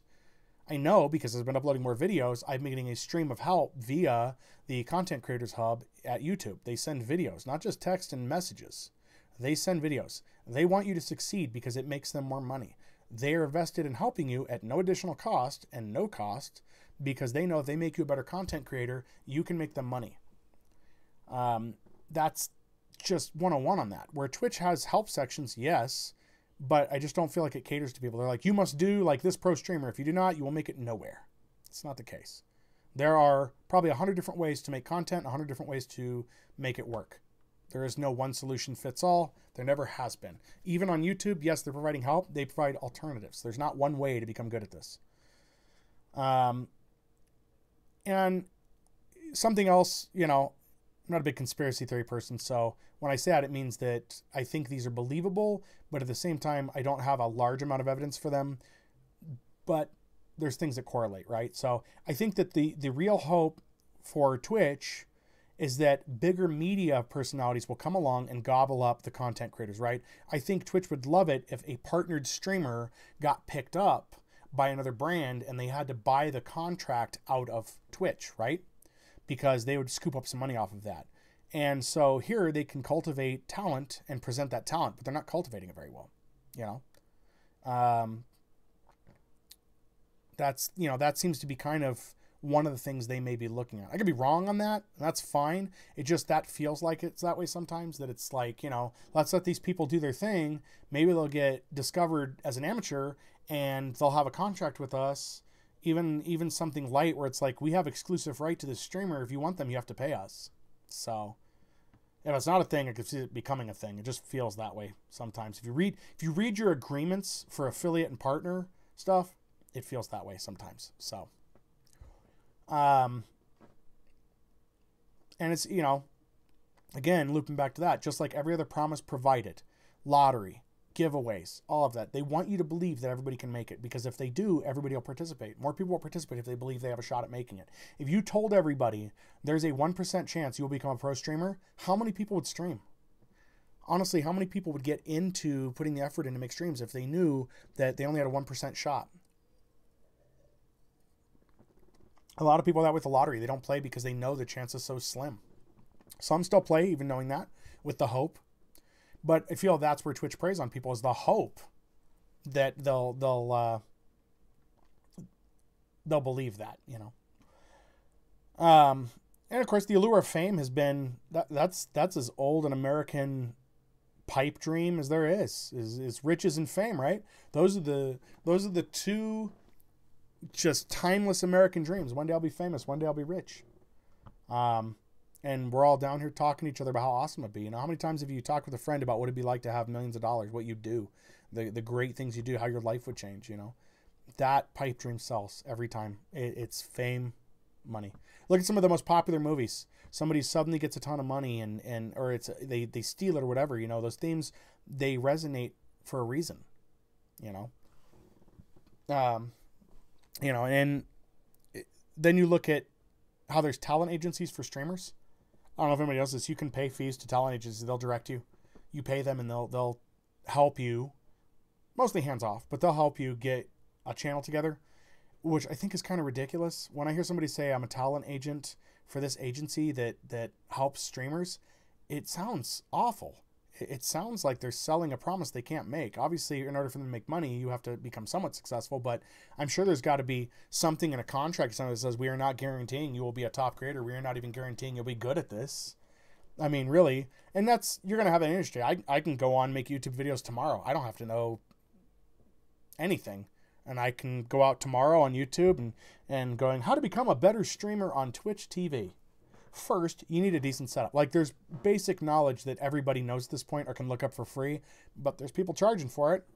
So, and again, to close out this kind of section of things, is TV is still king. TV will always be king. Television, main media, movies, TV will always be king. They're just where they produce stars. We still hold the TV and movie industry up high. I mean, I don't feel or see a streamer on YouTube the same as somebody in Hollywood. There's plenty of people like, you should like Logan Paul because he's such a big streamer. And it's like, or a YouTuber, not a streamer, sorry, a YouTuber. But it's like, why? What content is he producing that's equivalent to Hollywood production? What story is he telling that's equivalent to television or, again, Hollywood? What content is he producing? He's an idiot. Now, I will say, while I don't like the guy, I think he did legitimize his career by getting into fighting. He became more serious. He became less of an idiot to a degree. But is he getting the same amount of views being in what he's doing with fighting as he was when he was an idiot? I don't think so. And the audience is different too. Some of his audience grew with him, others haven't. But, you know, YouTube sometimes feels like, you know, the king of trash is getting their 15 minutes of fame, and other people who just think that's awesome are in on it, and then it fades and fizzles and doesn't last long, you know? Long-term fame can be difficult to hold on to. Everybody should know that. It takes a lot to keep going. Even in films, we see movie stars that do 3 hit pictures and they're gone for years. So in my opinion, you know, TV and film is still king when it comes to content creation. I can tell you right now, I could guarantee you, if I made it into a major motion picture, fame would come a lot quicker. Doesn't mean it would last, but it would come a lot quicker than grinding out this stream and hoping for that to work. So going forth, we can't be talking about Twitch if we're not going to talk about the Twitch community, what it is, the different sections of it. There are different sections. There are so many different people that look at Twitch as something different, and as something in one shade or the other. There are some people that believe that Twitch is just one community. It's just one big community. There's no difference. Everybody in here is the same. There are some people that believe it's just 2 separate groups. There's pro Twitch, anti Twitch. I've seen different iterations where there's some people that they're the positive Twitch, then there's the negative Twitch. There's so many different subgroups in any community. It's ridiculous. And of course you can't forget the community, which is the viewers. I mean, the viewers make up the platform, if you will. Like, yeah, you need content creators, but the viewers ultimately are what get people in, out, all of that. I mean, you can't have content without viewers. That's just basic stuff. So, so touching back on, you know, type of person before, those that say being successful is easy. The people that say being successful is easy, the ones that I see saying that are people who do not have success. They're buying into the lie that success is easy. It's not. It takes work. And they may even say that. They may say, oh, it takes a lot of work. They honestly believe it's easy and that they're on some kind of countdown. They believe that they're on a countdown timer to fame, and it's just not happening. You have to understand, this industry is not made for you. You may come here easily and do this, but it's really made for big business. The minute that you can show, and this is provable in any industry, the minute that you can show that you can make big business money and contribute to their pool of cash, that's when you get noticed. Whatever stream that I do that attracts enough people to earn enough revenue for something, that's when I become successful. That's what it is. Are you marketable? This is why streams that have less cursing tend to do better. They're more marketable. That's why YouTube videos that are family friendly can do better. Or ones that are marketed to adults but are semi-clean can do better. Not to say that dirty channels can't do well. We'll talk about those a little bit later. But there is a market for everything. And as a friend told me, it often feels like Twitch is all about time and place. And if that person, I think that person's in the background, so I don't know if they're able to hear or not, but not with me here, but on channel. It is. It's time and place. It's the right stream at the right time to the right audience, right? That's what it is. So that is where you're at with that. And yes, there are things you can do to make that better, but the cost of entry to Twitch is that it is free. That is a cost, because if it's free, they don't guarantee you anything, and you do all the hard work until you get discovered. That's the cost of entry. And yes, things do go viral. Things go viral all the time, but look at TikTok, look at YouTube, and look at this platform. And if you look at those channels before they became hits, they may have had hundreds of videos that nobody paid attention to until you did that one thing at the right time that made them popular. That's it. That other stuff may get added to their roster of popular items later on, but realistically, it's one thing that made them popular. And then, you know, they got out there and they made it. You know, a good example on TikTok of this is, and I don't know how many people know about this, there was a song that went viral. I'm not going to play it here because I don't want to get strikes on YouTube where this will end up, and you can get DMCA'd now on Twitch. It's dumb. It's just dumb. But the song ABCDEFU by Gayle originally became popular because of TikTok. I don't know how many people know that. It was on TikTok. When she did that, I believe she was playing an acoustic guitar, sitting down, it looked like a bedroom, was playing the song out, and there was somebody in her comments that was like, oh, it's so great, you know, this should be a professional song. Well, what came about later, and I'm gonna put a link in the chat. These will be formatted better, I promise, in the YouTube video that eventually gets posted for this. But what was found out was that the woman that was commenting in her video was from a record label, and it was a prearranged deal. That link's coming over now, guys. And there'll be another, I have another link coming up too here, but she played this song. It was staged by the record label, and I don't have a link for this one, but if you didn't hear, they told Halsey, her record label told her that if her next song on TikTok wasn't a hit, they weren't going to fund her next album. That was the thing. Let me find that link. And I'll do the Halsey thing here. Let's see. Again, I can't think of everything. I tried.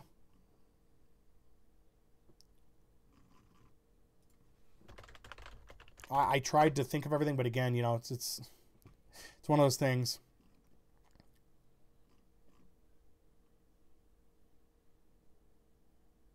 Yeah. So I'll post a link for it here about the Halsey thing. I'm going to have to like really time these up in the video too. This is going to be a whole new editing experience. There we go. And then here's your Halsey link. But anyway, yeah, her record label told her basically if she didn't promote it on TikTok and it didn't do well, they were not going to produce her next album. She would have to find some other way to get her music produced. She told them no. They still helped her.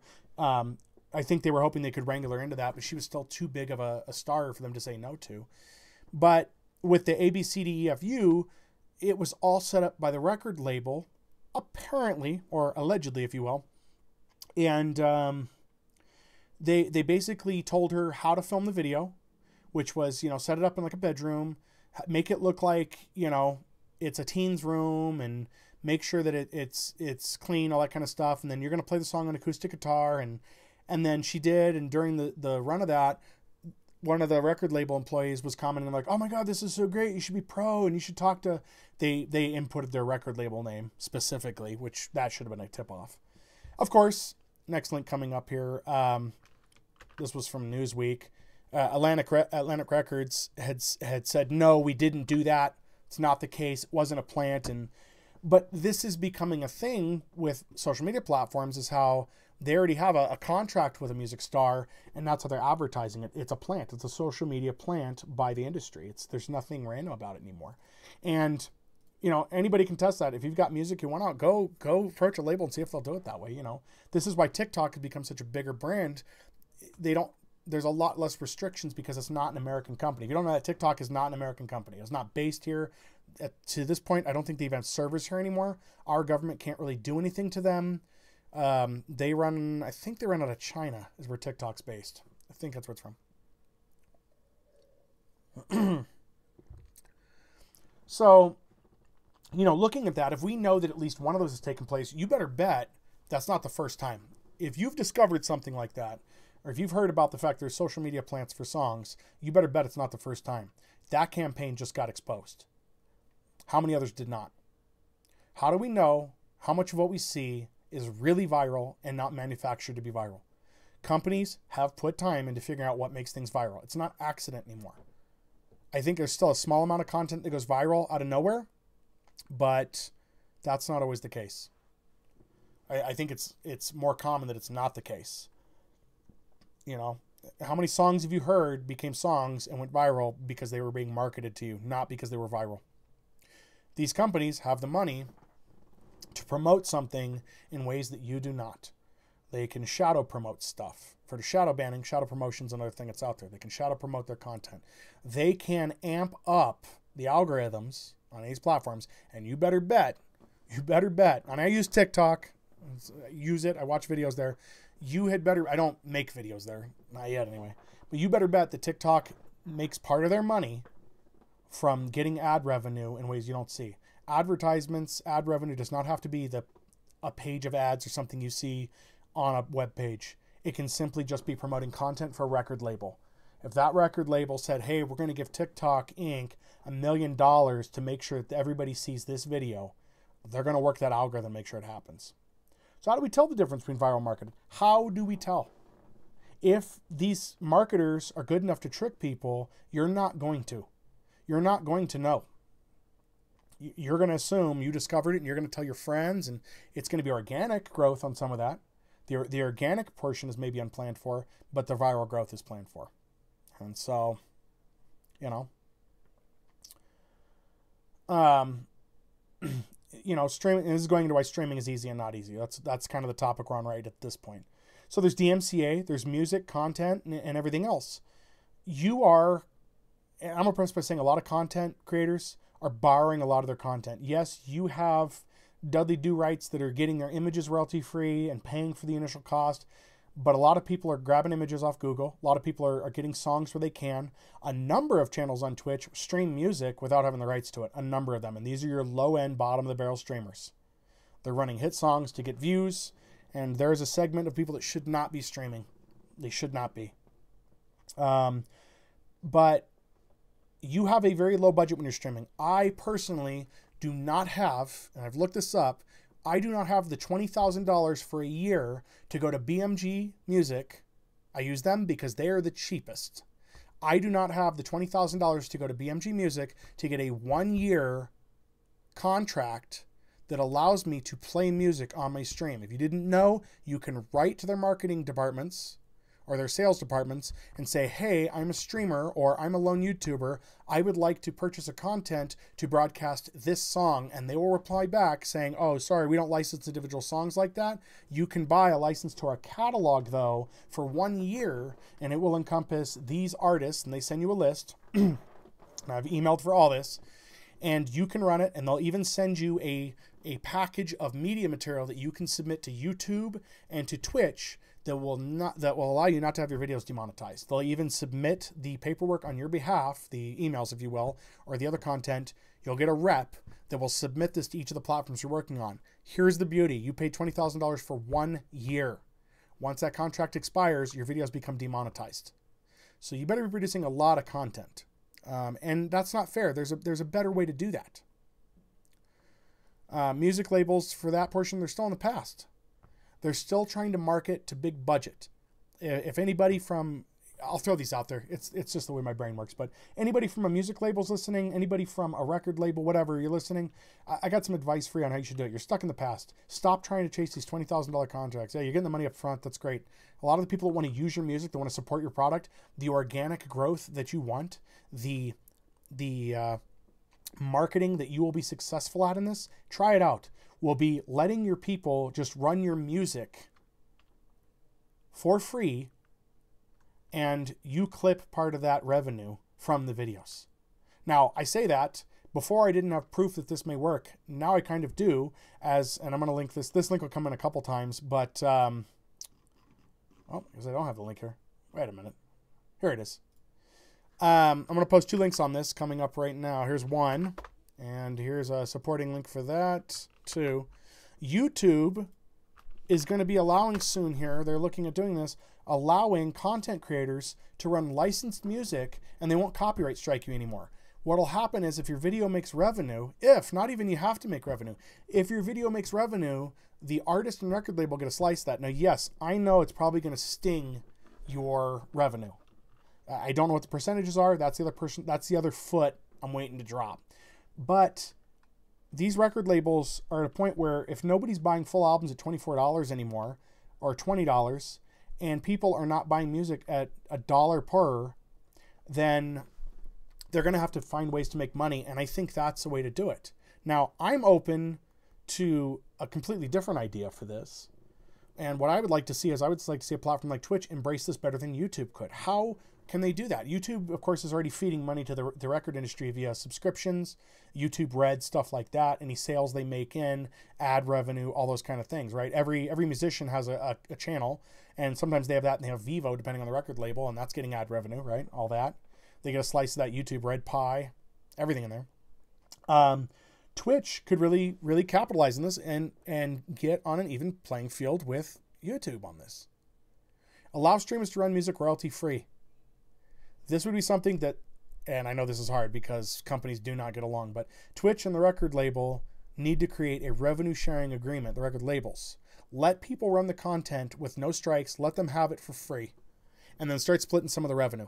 In addition, I would be absolutely fine with this if I got a cut of this as well.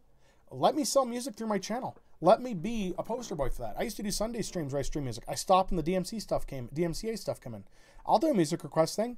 Absolutely. Hell, charge for it. The request. Let me play the music for free. But if somebody requests a song, then make it something they have to pay for. I'm all for innovative revenue stream ideas. But tell them it's like, you want to request a song, you need to pay the equivalent in bits to 25 cents or whatever. And then, yes, the cut's going to be minuscule and small. Divvy it up better, though. Do a 50-50 split on that, whatever. You know, or it's going to have to go 3 ways. Fine, make it 3 ways. But if there's engagement, and on these channels where they're running the music already, they've got the engagement. People are running requests. The difference is the label and Twitch aren't making money off of it. Do that. You know, you want to pay me some ad revenue? I will advertise concert tickets for that band.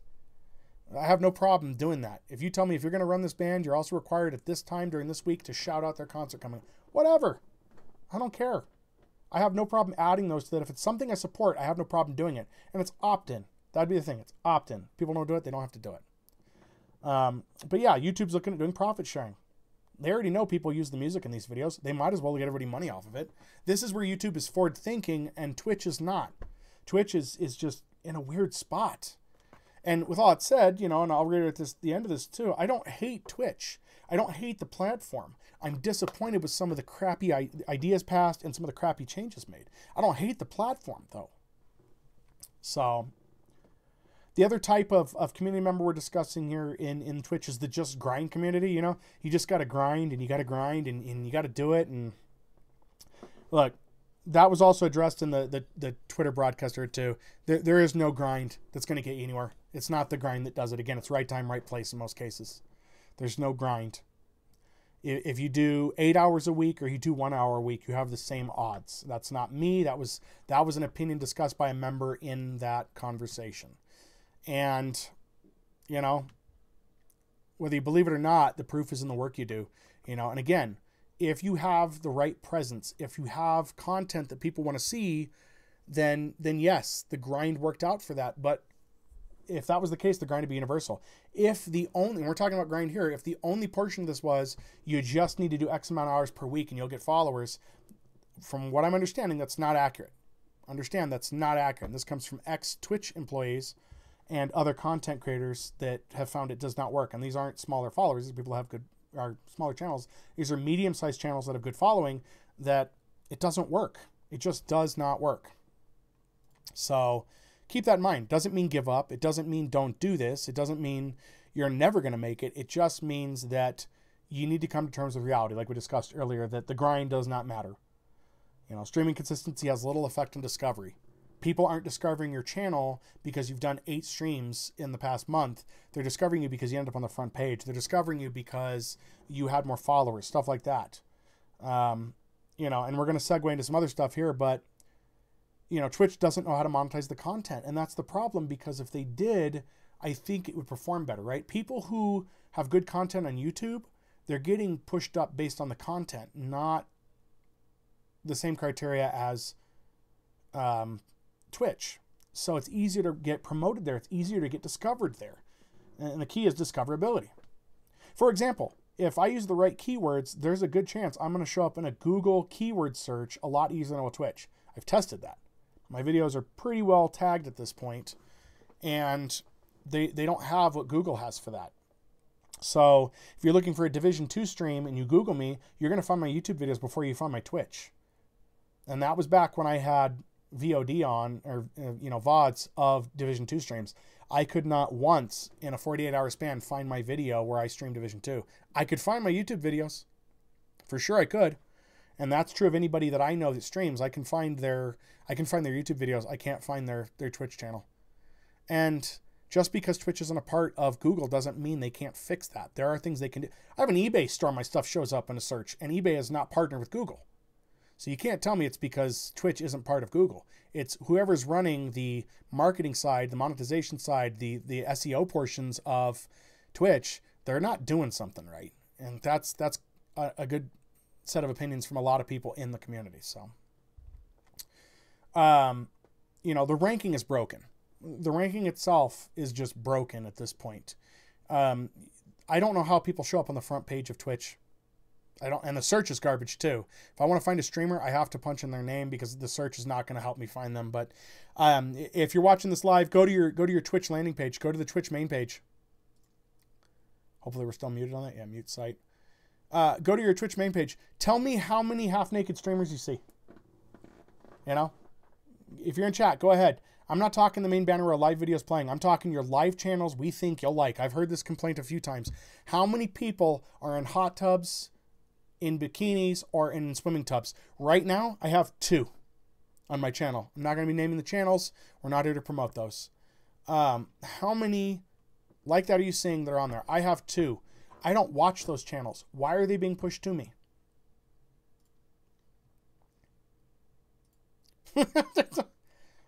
Hey, Ice. I mean, I'm in a beard and flannel.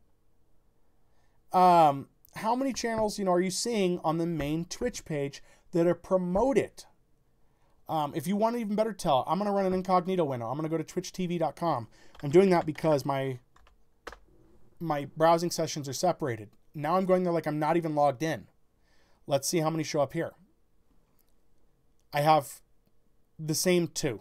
Now that might be coincidence, but I don't think it is for that because it shouldn't be carrying any data over. Maybe the servers are. But the fact that there's still 2 there and I'm not logged in.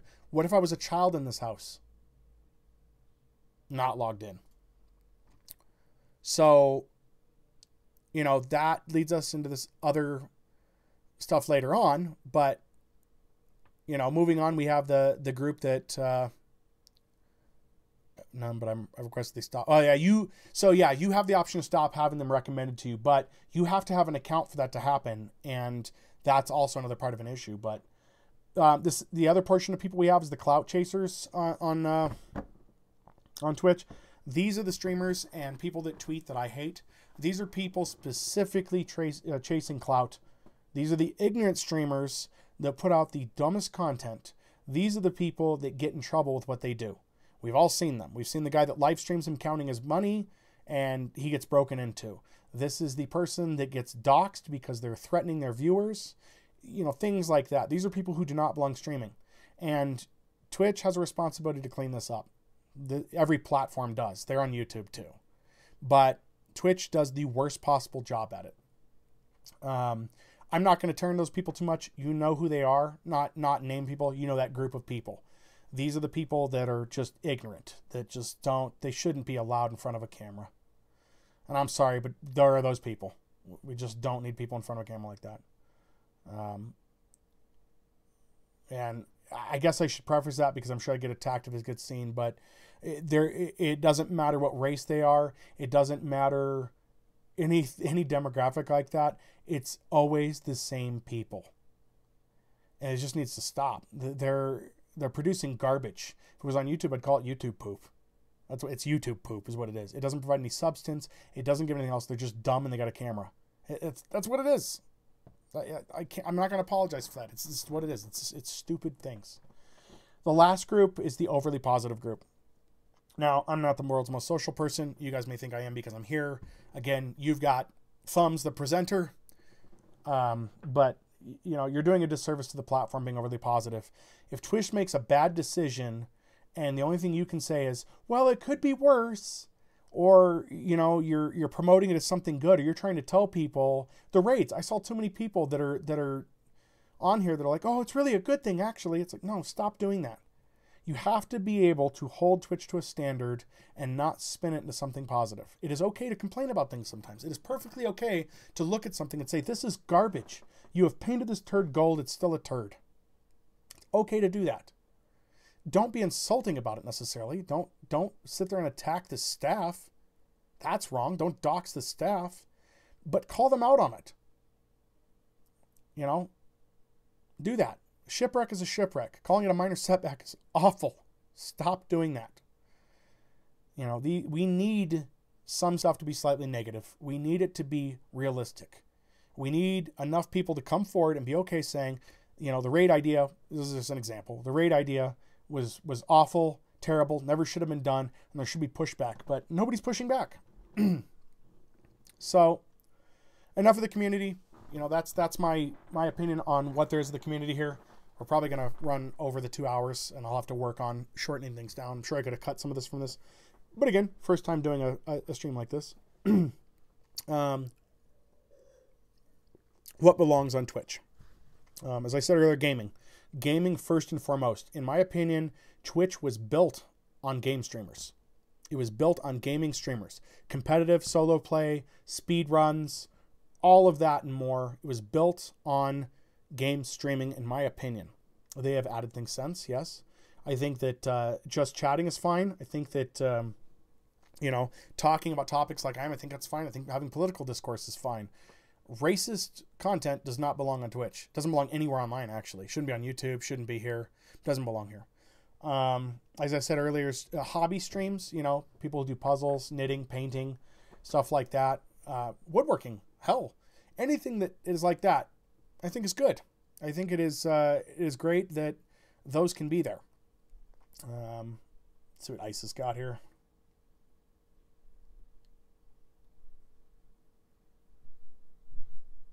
Well, and that's the hard part, Ice, is that if things with Twitch were different, and I have this further down.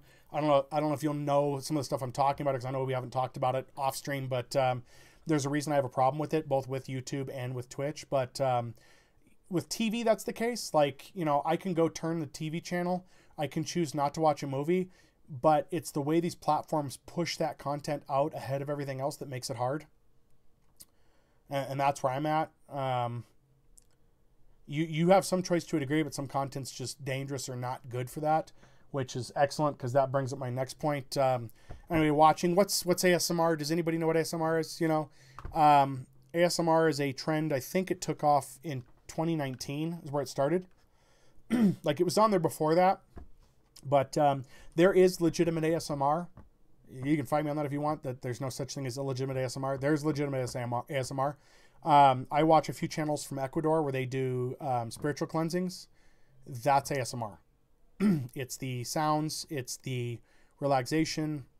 There's some people that just do sounds, and that's clicks, tappings, maybe scratching on the mic. I don't know if it's going to make it through here, but scratching on the mic. They whisper. Everybody knows ASMR cliche. What is not ASMR is half-naked people on camera whispering. That is not ASMR. I don't care what anybody has to say, that is not. Somehow we've allowed this to just continue on and on. That is not ASMR. I'm not saying you shouldn't do that content. You can. There's a place for it. We'll get to that. But ASMR is not people that are sitting in children's pools in bikinis whispering in a microphone and phallically eating food. That is not ASMR. That's a nice blanket for those people to be able to push their content. It is not sucking on your microphone. It is not intimidating fellatio or other sexual activities. That is not ASMR. It is not. You know, you know what you're doing. That's not ASMR. You're using that as a safe space. You're ruining that genre for a lot of content creators, because what you're doing, and yes, I'm attacking the ASMR section, not the community, the section. You are what is destroying ASMR for female content creators and other content creators that are female that are not doing ASMR. You're destroying the platform with them, because what you've done now is you've created a community presence where if people see someone doing ASMR, they automatically assume nudity, they automatically assume sexual content. Yes, people should have some self-control, and I get it, but you're ruining that genre for people when there's a place for you to go do the content you're claiming as ASMR elsewhere. You have OnlyFans for that. Patreon. I know Patreon's not as good. You have platforms where you can go run your ASMR content live and make money off of it. You're using Twitch because it's accessible. Here is what I find most disturbing about that. I don't know how many people are aware of this. The target audience, there was a poll put out.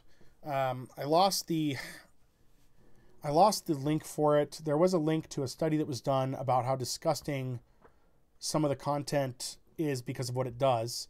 But the target audience for a female streamer doing pool streams is 11 to 36, 11-year-olds. Think about that. That's their target audience, the range they can reach into. You don't have to have an account on Twitch to see this content. And if you did the same thing I did, if you haven't listed as, tell them not to show you those things anymore, just randomly going to the site without an account, that's the first thing that's going to be presented to you, is the adult content. Because it sells, because there's ad rolls on it. That's not what this should be. And there have been reports of children going to Twitch for that because they know they can get that content there. YouTube, it is harder to find, but YouTube has a lot of videos that are not blocked and not restricted by age. When I see them, I report them, and then they get age restricted. I feel like that's the appropriate thing to when I come across it. I don't go out of my way, but if I'm doing a normal ASMR search and I see a girl sucking on a cucumber in the thumbnail, it's getting reported. And I will push on YouTube until they age restrict the video. I don't think it should be on YouTube at all. I think that's what we have OnlyFans for. Go to OnlyFans. Stop ruining other platforms. Go over to OnlyFans. Make your money there. Stop trying to justify putting your adult-oriented content on easily accessible platforms for children and people that just don't want to see it. I don't mind adult content, but it needs to be in its own place. In addition, those streams, and I'm going to agree with part of a community that people don't like, but those streams are making it harder for other streamers to make it forth there. Don't tell me, oh, if you just put in harder work, you'll make it. No. I cannot compete with a market base for somebody that has an audience of 11 to 36. I just can't. I shouldn't have to either. Go to another platform. Go do it there. There is an adult-oriented streaming site. Why don't you go there? Because you know you're not going to get the exposure there. That's why. And the moderation is much worse there. So go to OnlyFans. It's the same with the stuff that was like the gambling stuff. That was kind of where a lot of the drama started, was the gambling streams came up. So recap that briefly. You didn't know people were running streams where they were gambling in online casinos. These were usually illicit casinos overseas that don't have any really good regulations. For example, you could go gamble if you were underage as long as you had a credit card. They didn't age verify any of that. The short of that was a few of these people that were doing these gambling streams, they were either losing their money and they were getting people to give them money to help them, and then they were gambling it away, so they had a problem. They had a gambling addiction problem that probably should have been helped and was not. Or, I think worse, is you had people that were running these gambling sites. There were a few that they would run these gambling sites and they would get money from the casino by running a scheme. So basically they would go gamble on the site, claim I love this casino because the payouts here are awesome. I always seem to have a good time here, and they pay out really well. And what was happening was they weren't putting any money up front. They were giving credit through that casino. They would play, and the win-lose odds were spread out enough that it looked like they were actually playing normally. The games were fixed. They were not. And they were telling everybody, hey, you should sign up at the casino and play with them. Look how well I did in my 3 hours of play. You're going to love it here. And so during all the Twitch fallout this past 2 weeks, they started banning gambling streams. And everybody's like, yay, we did it. They banned gambling. And it's like, it was not a win. They didn't ban gambling. Here's what they did. Twitch has now stopped the foreign casinos from being allowed on Twitch. But if you have a partnership with an actual casino and it's listed as gaming, you can round that rule out. Not to mention, sports betting is still something advertised. They didn't fix anything. They got rid of the issue that was going to hurt them most. Also, let's keep in mind, they decided to handle the gambling thing at the same time of talking about the news of the revenue split share. So it was a cover. That's what it was. It was collateral they paid to cover their ass. That's what it was. That's all it ever was. So gambling's not entirely banned. You can still do gambling on Twitch. You do sports betting, you can stream it. If you do, league betting, stuff like that, you can do it on Twitch. It's not illegal. You can do it. You can do pool betting. Let's see what Ice has got here.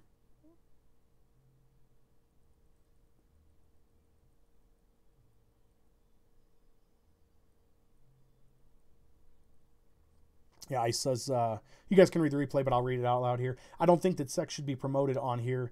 You can get banned if the game you're playing has sexual content, but pool parties were where they wait for people to donate enough before splashing around near naked is somehow acceptable. I'm all for expression, but Twitch was designed for games. And I agree, yeah, Twitch was designed for games. That's why those work well, right? Twitch gets more money if people are paying for bits to see a girl get half naked, or splash around, or rub lube on themselves, or do something sexually related.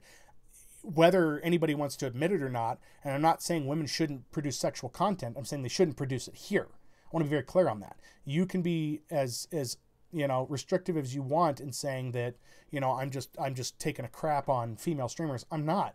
I support the right to produce that content, just not here. Go do it where there was a platform designed for you, OnlyFans. And in that way, Twitch is essentially selling sex to make money, is what they're doing. You can't tell me it's another way. You can't tell me they don't know. They know where their money's coming from. They know what channels is getting them money. They know.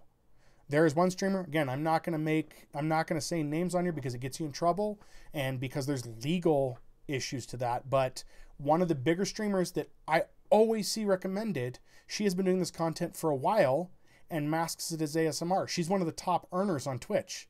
That's not an accident. She's there for a reason.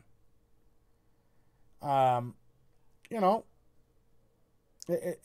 brief one here, I'll go back, is vlogging, I think, is for YouTube, but you can do it here live, or, live journaling, if you all have heard that term. Playing games is what you do on Twitch and stuff like that. But sex belongs on OnlyFans. That's why the platform was created. That's why it's there. Go to OnlyFans. And, why is Twitch not going to do anything about this? Why are they not going to do anything? It will lose them revenue. And they don't want to lose that money. Is it all the money they're getting? No, but it's a good chunk. If it wasn't a good chunk, it would have been banned. Same with YouTube. YouTube doesn't ban it because it makes them money. For example, the YouTube channels that generally have semi-sexual content, it's every video on the channel. And they're monetized. And they're not in the restricted group. That's not a mistake. It's not full-on sex, so it's not that sexual. What's the worst that can happen if a kid saw it? They don't... It's stupid. They know. And they're going to let it happen. Moderation is currently kind of a joke on all of these platforms. YouTube, Twitch, TikTok. It's a bad joke. I'm tired of being told these places have moderation teams. They don't. They have response teams. These are not moderation teams. Moderation teams would be actively browsing the platform and removing content that is seen that violates the rules. That is not how it works. Content gets removed when it's reported enough. If you don't believe me on this, YouTube has a problem with this, as does Twitch and TikTok. Mass reporting gets content removed. If you have a video that does not interfere with any of the guidelines, completely innocent, you get the struggle of getting your video reinstated. Because if 10 people on YouTube report your video, it's getting pulled. Doesn't matter what for. If 10 people report it, it's getting pulled. That happens. All it takes is somebody not liking your content is getting pulled. TikTok has a similar ratio. Twitch does too. It will get pulled. Ice was excited to find Twitch because it helped him see games, was curious about, and get an idea of what they were like. It saved me money on games because it allows me to see if it's too difficult or terrifying for me. At the same time, it's helped convince me to buy mini games that I was on the fence about because it let me see more. That's what I love about Twitch and what I expect to see. Which, that goes back into my comment earlier about music. I have no problem promoting products I like on the platform, and I feel I should get a share of that. Hell, give me a 10% off code for a game that I'm playing, and I will try to sell it to as many people as possible. I'm playing your game. I'm advertising for you. There's room for revenue here. But moderation's a joke. I don't know what the size of YouTube's moderation team is. They say they have a moderation team. I believe them. I believe they have people that do moderation. But how many people are actually working on this? You need bigger teams. And it's a financial issue, right? YouTube would have to pay out money. Facebook came out and said they weren't going to pay for more moderators. They said they'd have to pay almost $1 billion a year to get a team the size they would need to moderate all the content that ends up on their platform. $1 billion a year. That's a lot. I understand that. That would make a problem for them making money. I get that. They need to do better, though. I'm not saying like, it cost them $1 billion. Oh, well, guess we're not moderating content. Because if you think Twitch is bad, go over to the gaming section for videos on Facebook. My God. It's just trash. But there are too many videos that slip through the cracks. Not even cracks at this point. There's just the hole in the damn floor. Yeah. You do, Ice. It's a joke. It's all on the content creator. You have to prove your content didn't violate something. And most times you get hit with a wall because you get a response like, we're very sorry, but we can't reinstate this video. Unfortunately, it has violated our terms of service. And what? Can you tell me what it violated? And all they do is quote back to you the reasons it got reported for. Not that they checked it out. Sometimes they do. But unless you come to them with a legal document that says they're going to be sued unless they review the content, they're not going back over it. Not everybody can afford a legal team.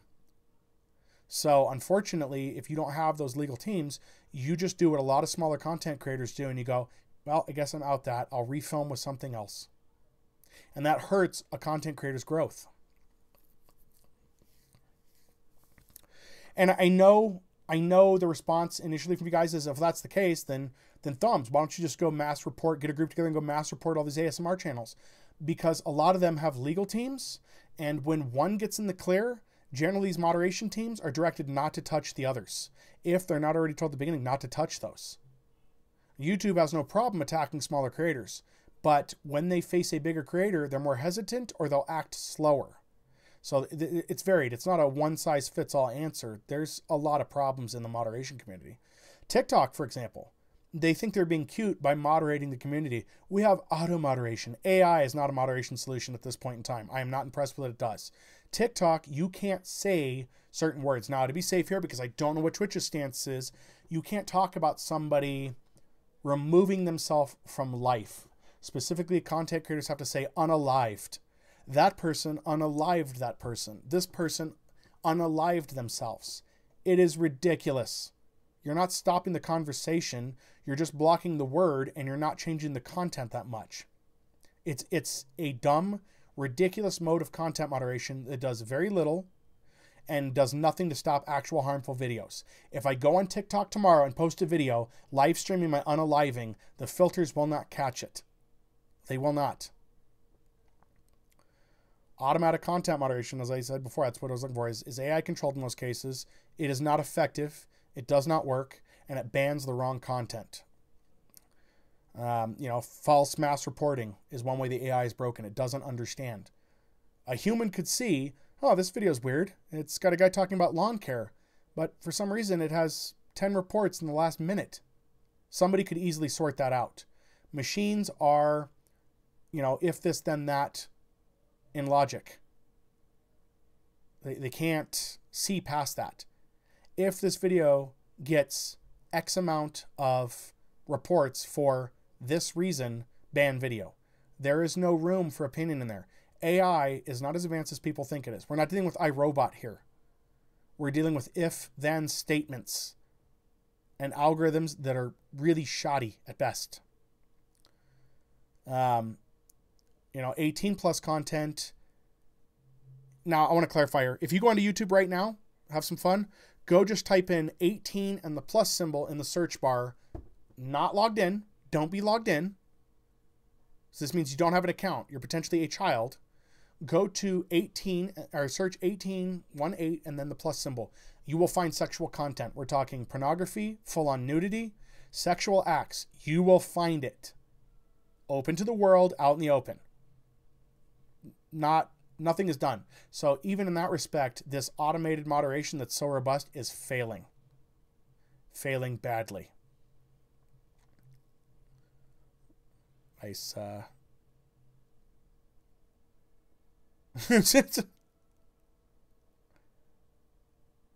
Yeah, I mean, there's definitely some language I wouldn't know. If you're Australian, I guess you're in the clear for that, Or if you're Billy Butcher, right?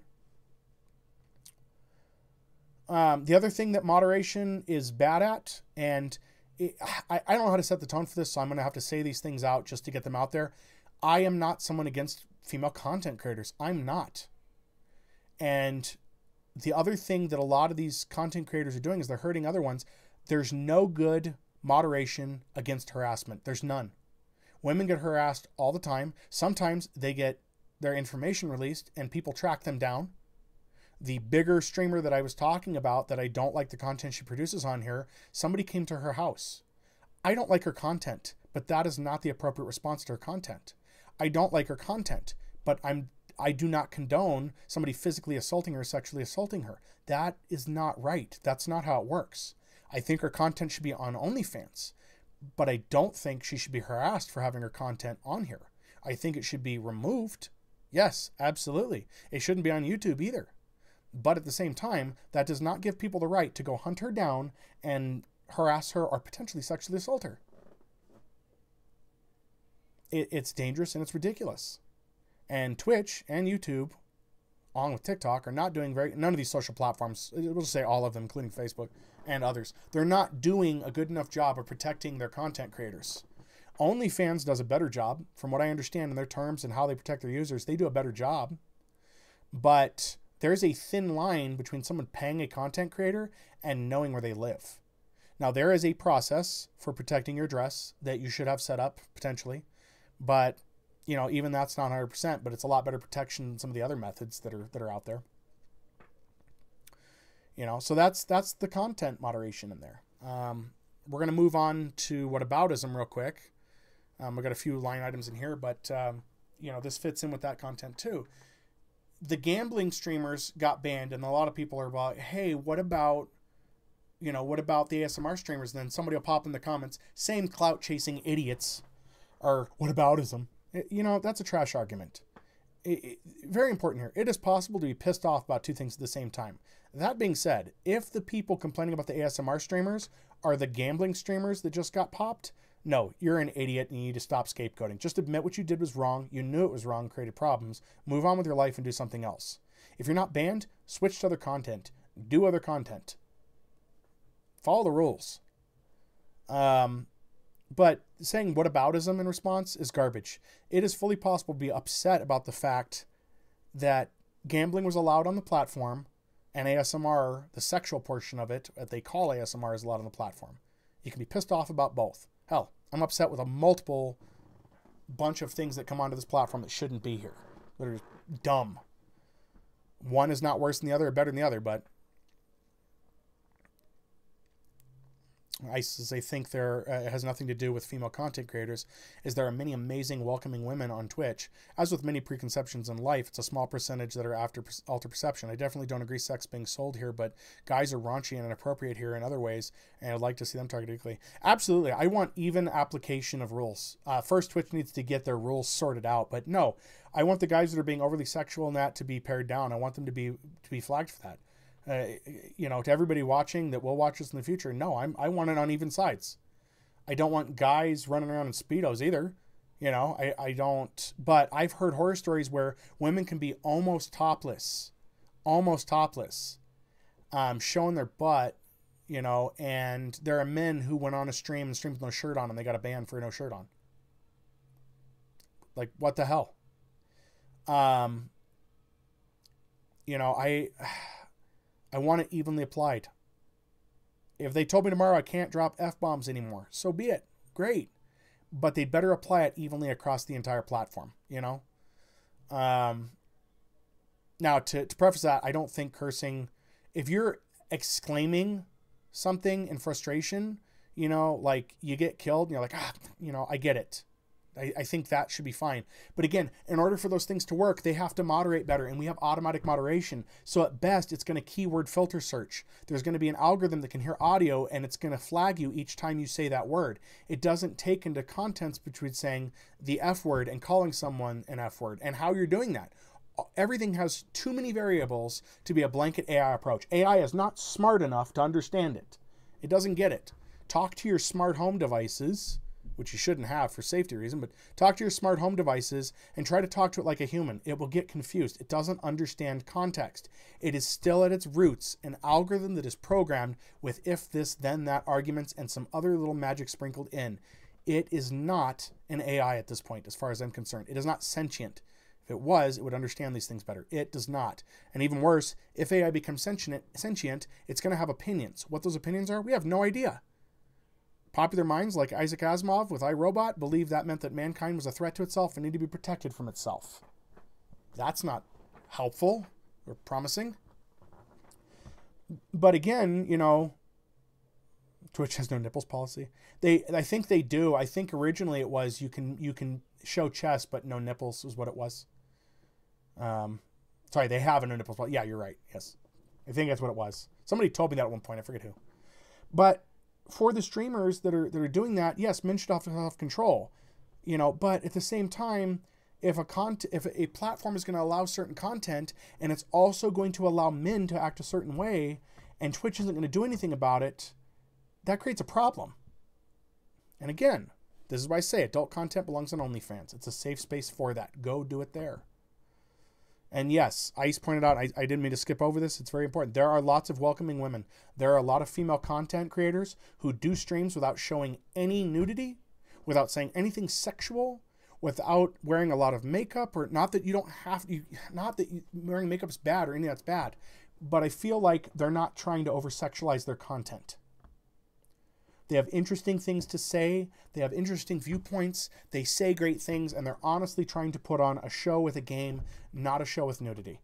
Lots of streamers. Again, I'm not saying names here because I don't know if those people would be okay being included in this. I tend to be a very cautious person because I don't want people to be harmed or whatnot by this. I'm not looking to count anybody out, but there are people that I watch their streams because they produce great content. They were funny. They didn't have to sell me on sex. They made good content. Or it wasn't good or great. It was just content I could watch and enjoy.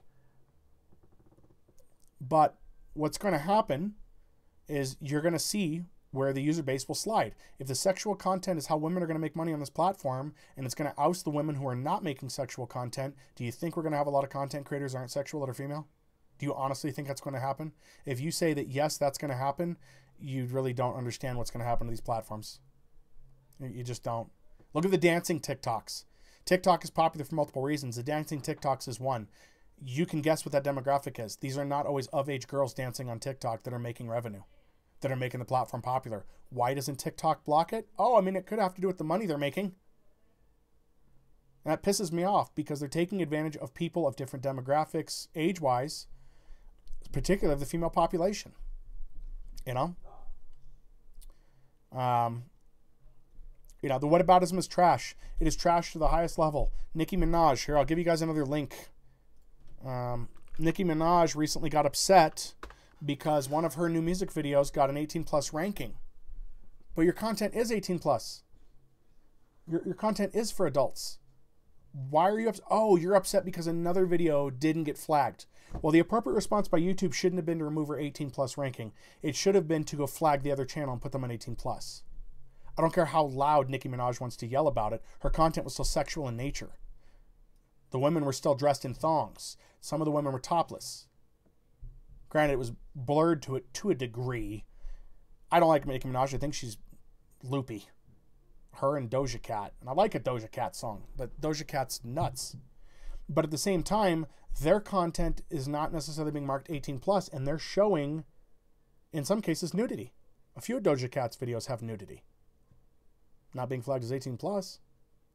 But the fact that YouTube bent to let Nicki Minaj have her adult-laden content video available for kids under the age of 18 to see is ridiculous. It's just ridiculous. And to get into a brief side opinion here, I don't like Nicki Minaj. I think she's garbage. I don't think she produces any good content. I have seen her in a couple of videos where she was like featured on and she sounded normal, but her regular content is awful. It sounds just garbage. She sounds like a crazy person that was given a microphone. And recently with Doja Cat and her comments about, she doesn't like her fans and they can just piss off, and she's got some problems. And her recent thing of going after a Stranger Things cast member, that looked a little shady. The guy was a high school student. Yeah, he was 20, but it still looks wrong for a woman her age to be lusting after what's a high school student. Here's an unpopular opinion for you to look at. I do believe there is a content double standard based on gender when it comes to YouTube and Twitch and TikTok. And I'm going to preface this here because I think this is not said enough. I don't care what content the female creator is making. I don't care if she's having sex on camera. And that is relevant coming up here soon. She does not deserve to be sexually assaulted or harassed on any of these platforms. That does not imply your right to. If she's naked, you do not have the right to harass her for that. You know, what I'm doing, here's the difference. I'm expressing my opinion in my own video. I am not going to a streamer that's doing half-naked content and telling them in chat what garbage they are. I'm not telling them that. That is not my place to do that. It is not the appropriate place to do that. That's not what you should be doing. You're not going to stop them. You're going to get banned. Twitch is going to end up looking at that as the problem and not the streaming content being put out. It's not going to fix the issue. Stop being a part of the problem. Try to be a part of the solution of that, huh? Don't sit there and berate those women. They're doing what they're doing because it makes money and it works. Or if they want attention, they're getting attention. Either way, what they're doing because it works, right? That's what they've been shown works. You have to work within the rules of the content or the platform you provided. You know, if you're told this is the sandbox, don't go outside of it, you're going to stick to the sandbox to be doing what you can as best you can. If they're getting bits for that, great. Again, I don't think Twitch is the place for that. But at the same time, there's a difference between putting bits into one of those channels and threatening those women. You know? But female streamers and YouTubers are marketing to a much wider range of audience. There are a number of stats. The most common number I could see was their demographic was 11 to 36 was the demographic they were getting. That means a female streamer or female YouTuber who does content that's sexual related, even if it's lightly sexual related, they have a much wider audience that they can perform to. It gives them an advantage on that. Sexual content will always have an advantage. It's not just women. Sexual content will have a bigger advantage. My problem is the under 18 viewers that are being exposed to that content without having to have an account on there.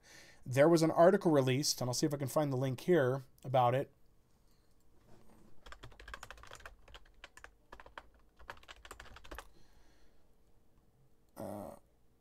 Where's it at? There was somebody posted it. I lost the link. I'm going to send you guys this one from the 22nd of September. And again, I'll get these sorted out in the YouTube video later on. But apparently it was found that because underage kids are allowed on the platform, there were targeted groups, or there were groups of people who were targeting underage kids and grooming them on the platform. One, that's disgusting. Two, that tells me there's a huge issue with a lot of platforms, specifically Twitch in this case, where it's just not being handled well enough. It's just not. They need to do better. They need to do a lot better. But at the same time, you know, even with the platform being at fault, if you're producing content that's appealing to an 11 to 18-year-old, and you knew you could stop that by making it 18, because if you do the 18 plus only on your videos, if you put that box on, if somebody's not logged in, it'll tell you this is mature content. You must be signed in to get to it. This is adult-oriented content. It's not suitable for younger audiences. But if you're producing content and it's sexual in nature and you're not even doing that much effort to it, you are garbage as well. You are only adding to the problem. And I'm going to assume you knew what you were doing. And, you know, in that, Twitch and YouTube are promoting this content. If they're not fixing the problem, they're promoting it. If they're allowing it to continue, they're promoting it. The longer the content sits on their channel or on their platform and they do nothing about it until it's discovered and reported by someone, they're not doing enough. They're just not. Ask yourself this, okay? I'm going to give you an example of some of the contents out there. Let's say you're doing an ASMR roleplay and the female streamer is pretending to be your daughter and you're the stepfather and that's what she's promoting as content, right? That's okay, right? This is the double standard we have. That content's perfectly okay. If I were to go on tomorrow, tonight, whatever, and do a stream where I'm pretending to be your stepdad and you're my underage daughter, I will be in front of media cameras and in a courtroom so fast. And that's where the double standard is. It's not just the content itself being sexual in nature. It's what's being pressed forth. There's JOI, which is, if you guys don't know that, very bluntly, it's jerk-off encouragement videos. This is marketed to teen boys. There are certain streamers that market how to pleasure yourself to her speaking in mother roleplay and other things there. Look, fetishism's fine. I have nothing wrong with fetishes. It is not for underage children to be looking at that content. You are marketing that to them, though. This is a thing. And again, if men did the same thing, if I did, you know, encouragement for self-pleasure for girls, I would be in a shitload of trouble really quick. But there's a double standard, isn't there? It's the same as the teacher scandals were for all, right? If a male teacher was having sex with a female student, oh, that's just wrong. And this is a reverse of that, to be fair. But if a male student is having sex with a female teacher, suddenly it's just not as bad, is it? There are some double standards that need to be dealt with across the board. Now, I'm glad to see more female teachers getting arrested for this. I am. I'm absolutely happy to see them getting arrested for doing this stuff. And again, to kind of cap off this section of things, there's a place for sexual content. It's OnlyFans. Go there and do that. And the only thing I'm left with on that is the reason that these content producers making sexual content aren't going to OnlyFans is because it's more heavily monitored and there's stricter rules. You can't produce some of this content there because you will get in trouble, or you'll be banned from making that content. So you're going to a place where it's the back alley that there's no restrictions on, or it's looked over because it makes the platform money. This has to be fixed. It needs to be. And other platforms will fix it before Twitch will. And that's going to create a problem for Twitch, you know. So we're getting close to the end here. Again, my first time doing this, I didn't know how long it was going to take. We're over. So I'm going to try to make this last section quick. But I wanted to cover this topic because I see it a lot. And I see, you know, you go to Reddit.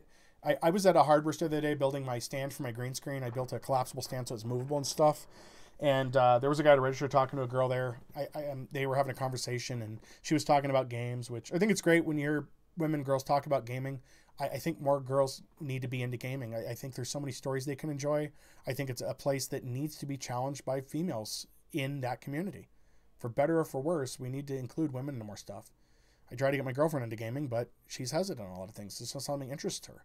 A lot of women still have the view that gaming is for children, and any men that game are babies that are just living in their mom's basement. That's not the case. Gaming is so much more than what it used to be.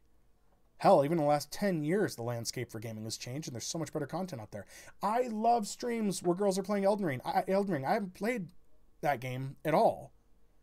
And I'm seeing female streamers play that game, and I think it's awesome. There are girls setting records in that game. I think it's awesome. That's an even playing field. The game is accessible by all. It doesn't play differently if you're male or female. It's the same game. It's equal across the board. You play it how you want to, and I like seeing those things. I like seeing female gamers doing the things that guys usually do. It looks neat. Playing racing games, playing sports games. I hate sports games, but hey, I think it's neat to see girls into that stuff, to see females into that stuff, to see them enjoying games like guys do. It's not content just for guys anymore. A lot of the content is not as sexualized as it used to be anymore. A lot of game companies have taken heed of that and have made it better. I think that's great. I think that girls playing games, making things less sexual is better. Makes the stories better. And yes, there are going to be games created for guys. It's going to be games created for girls. Good. There's movies made that way too. I don't see every film that's got an all-female cast. I watch some of them, but I don't skip over all of them. The gaming landscape can be more diverse. And in doing so, publishers are going to make a lot more money. Sims. I love Sims. It is an asexual game, if you will. It doesn't require, it's binary. There you go. It's a binary game. Doesn't require men or women to play. You can play as a woman. You can play as a man, whatever. I play a lot of games as a female character because I think it's neat. But, you know, so to this last topic, is streaming dying? Somebody had asked that. I've seen that in Reddit. That couple I was talking about, sorry, the two people I was talking about over at the hardware store. The guy said to the girl, he said, but whatever you do, don't go to Reddit. It's so toxic. I just thought it was funny. And it can be to a degree, because when I looked in Reddit about streaming and Twitch, the consensus there was a lot of people asking, is Twitch dying? Is streaming dead? On Twitch, or on Twitter, I saw a lot of people asking that. Is streaming dead? Is Twitch dying? No, it's not dying. Not yet. It's having some health issues, but it's not dead. It's far from dying. If we zoom out of that and go to streaming, is streaming a thing? Is it dying? No, streaming's not dying. Streaming is still in its infancy. Even though we're this far in, I think streaming is at its infancy. We have not seen near the level of product integrations, near the level of revenue to be made. As bad as a lot of this sounds, I'm going to tell you right now, there is so much money to be made off streamers and amateur content. It is ridiculous. It is ridiculous. If you don't think that's true, I tend to think science fiction has a good hand in where things go. And I think that Ready Player One, that great book, is a good example of where streaming is still alive and well. That platform is much different. People still watch people, but I think that we are still in the infancy of game streaming. And there's still so much more. It's just old world money and our business has not figured out the future yet. They have not figured out how to monetize this machine. I have lots of ideas. I'm not going to give them up for free. I'm not a marketer, but I do think I have many valid ideas that these companies could use. Twitch specifically. If Twitch, you guys review this, contact me. I know it won't happen. I've said this about many product things. I have great ideas. I'm not a marketer. I think that puts me in a unique position. Marketing teams have one view, I have another. But I don't think either is completely invalid, and I think there can be a middle ground that makes everybody money. But contact me and we'll talk about me selling you my ideas. Too many people want to stream. There is a good supply of talent. If there was not a good supply of talent in streaming, we would not have streamer talent agencies, which again I think is ridiculous, but whatever. But if there wasn't a steady supply of talent, not even just, we're talking just talent, a huge pool of talent, and a nice, delicious interior of super creators. I'm not one of them. I wish I was. I'm just not that kind of showman. But there are some great streamers that you guys in talent, you're overlooking. Oh my God, you're overlooking. I've said numerous times that I would love to be at a small bar somewhere in the Ontario area while a rock band is playing. If you guys didn't know, a lot of American bands come from Canada and they're scouted from small bars there. I would love to do that. Ice knows about this. That's something I want to do. It's like a bucket list item. I want to go to bars in the Canada area and listen to what rock bands are playing, because I may be hearing the next American hit rock band and not even know it. So, you know, in general, it is. Streamers are an untapped market. Nobody knows how to monetize this yet. YouTube is not good at a lot of things too. YouTube, though, I heard somebody say this, and I agree 100%. YouTube will figure it out a lot quicker than Twitch will. They just will. And, you know, like I said before, I want to see more people playing games. Video games in general need more exposure. Video game movies don't do well because a lot of people don't know what the game is. Or they know what somebody's explained to them and it's not an accurate description. I can't tell somebody what Fallout is in 5 minutes. I'm too passionate about it as a gamer. They're going to make a Fallout TV show. I don't know that it's going to go too well. I know both creators of that, it's the same people who did Westworld, have played Fallout. They have said that. They have given good examples that I know they've actually played the games in depth. But I have a feeling the show's not going to do well because there's not enough market share to understand that. There are more people who know what Game of Thrones is than do know what Fallout is. And Game of Thrones has been out a lot less time than Fallout as a franchise has been. Hell, Fallout 4, for example, you know? So games need more exposure. I want more people playing games. Everybody should. It just, everybody should. It's an untapped market and more to be made there. So if it's not dying, then where do you stream? This is being debated actively and there's no good answer, but where to stream? Twitch versus YouTube versus Facebook versus etc. There's reports that TikTok is trying to get into live streaming for game services. I don't think that's a good idea. I think that's the worst place to go. People want short content on TikTok, not live. Yes, there are live streams that run there, but they're curated for those people's followers. It's a place to do short videos. I could see putting clips of games on TikTok to help me with Twitch, but I don't foresee TikTok being a good gaming platform. One, I worry about latency issues. Now this is solvable, but I worry about latency issues because the servers are in China. They're not here. So Facebook currently is trash. Go check that out for a bit. It's mainly people that cheat at games, or people that exploit stuff on other people. So, for example, one of the more popular titles to run on Facebook Gaming is Grand Theft Auto 5, and I have not seen one stream where somebody's not cheating. Either they're cheating through PC mods, or they're running exploits on consoles, or they're just straight out cheating in multiplayer stuff. That's a lot of the games there. So if you want to see people cheat at games, go over to Facebook. Most games people are cheating at. In fact, if you're running a gaming company, you want to see where your cheaters are, they're dumb enough to go stream it on Facebook, go over there. Similarly, Facebook trash like that is the same thing the clout chasers run to. So they're just trying to get major exposure. YouTube lacks the exposure for streaming. It doesn't have it. It's not built in. They don't have a good way to do it. But they're excellent at monetization and they're excellent at that kind of stuff, right? Keyword search. You can find my videos on YouTube. You cannot find my videos via Twitch. If you do a search for this video once it's published and out on Videos on Demand, you will not find it until I upload it over to YouTube. It's ridiculous. Again, I believe it's solvable. They just haven't done it. there needs to be a true pro gamer, pro streamer platform available. What does that look like? This is a platform where you integrate an idea where people make money off the content they're using. And I don't mean just the games they're playing. I mean, if they want to use music during the stream, they're making money off that. And in turn, the companies that provide that content are making money as well. These are things that need to happen. In order for this to survive, for streaming to survive, companies are going to have to be okay with allowing product promotion to be available by giving some of that content away to the streamer to broadcast so people can potentially buy it. Music and movies are huge for this, both on YouTube and Twitch. This is doable. And again, anybody that may watch us in the future that wants to learn how to make more money doing that, record labels, movie companies, whatever, contact me. I'm not giving this information for free. I think it's ridiculous. I have ideas I think I should be paid for. It's a one-time fee. I don't care.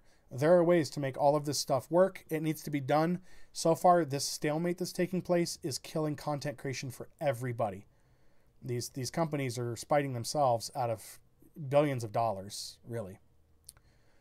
So where is the future of Twitch going to be? This is something else that's still being debated on Twitter. People are saying, oh, it's going to sell. I don't foresee at all. I don't foresee Twitch selling to a private party. One, the server costs alone are going to increase.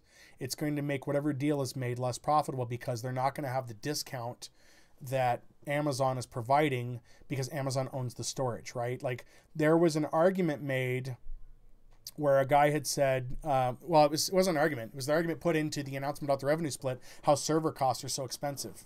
No, and a lot of people immediately called crap on that because the content that they're storing is on Amazon servers. Storage is cheap, if you guys don't know that. I think data is the more expensive, like your internet in out is the more expensive cost in a data center than is the storage, right? Because storage is fairly cheap.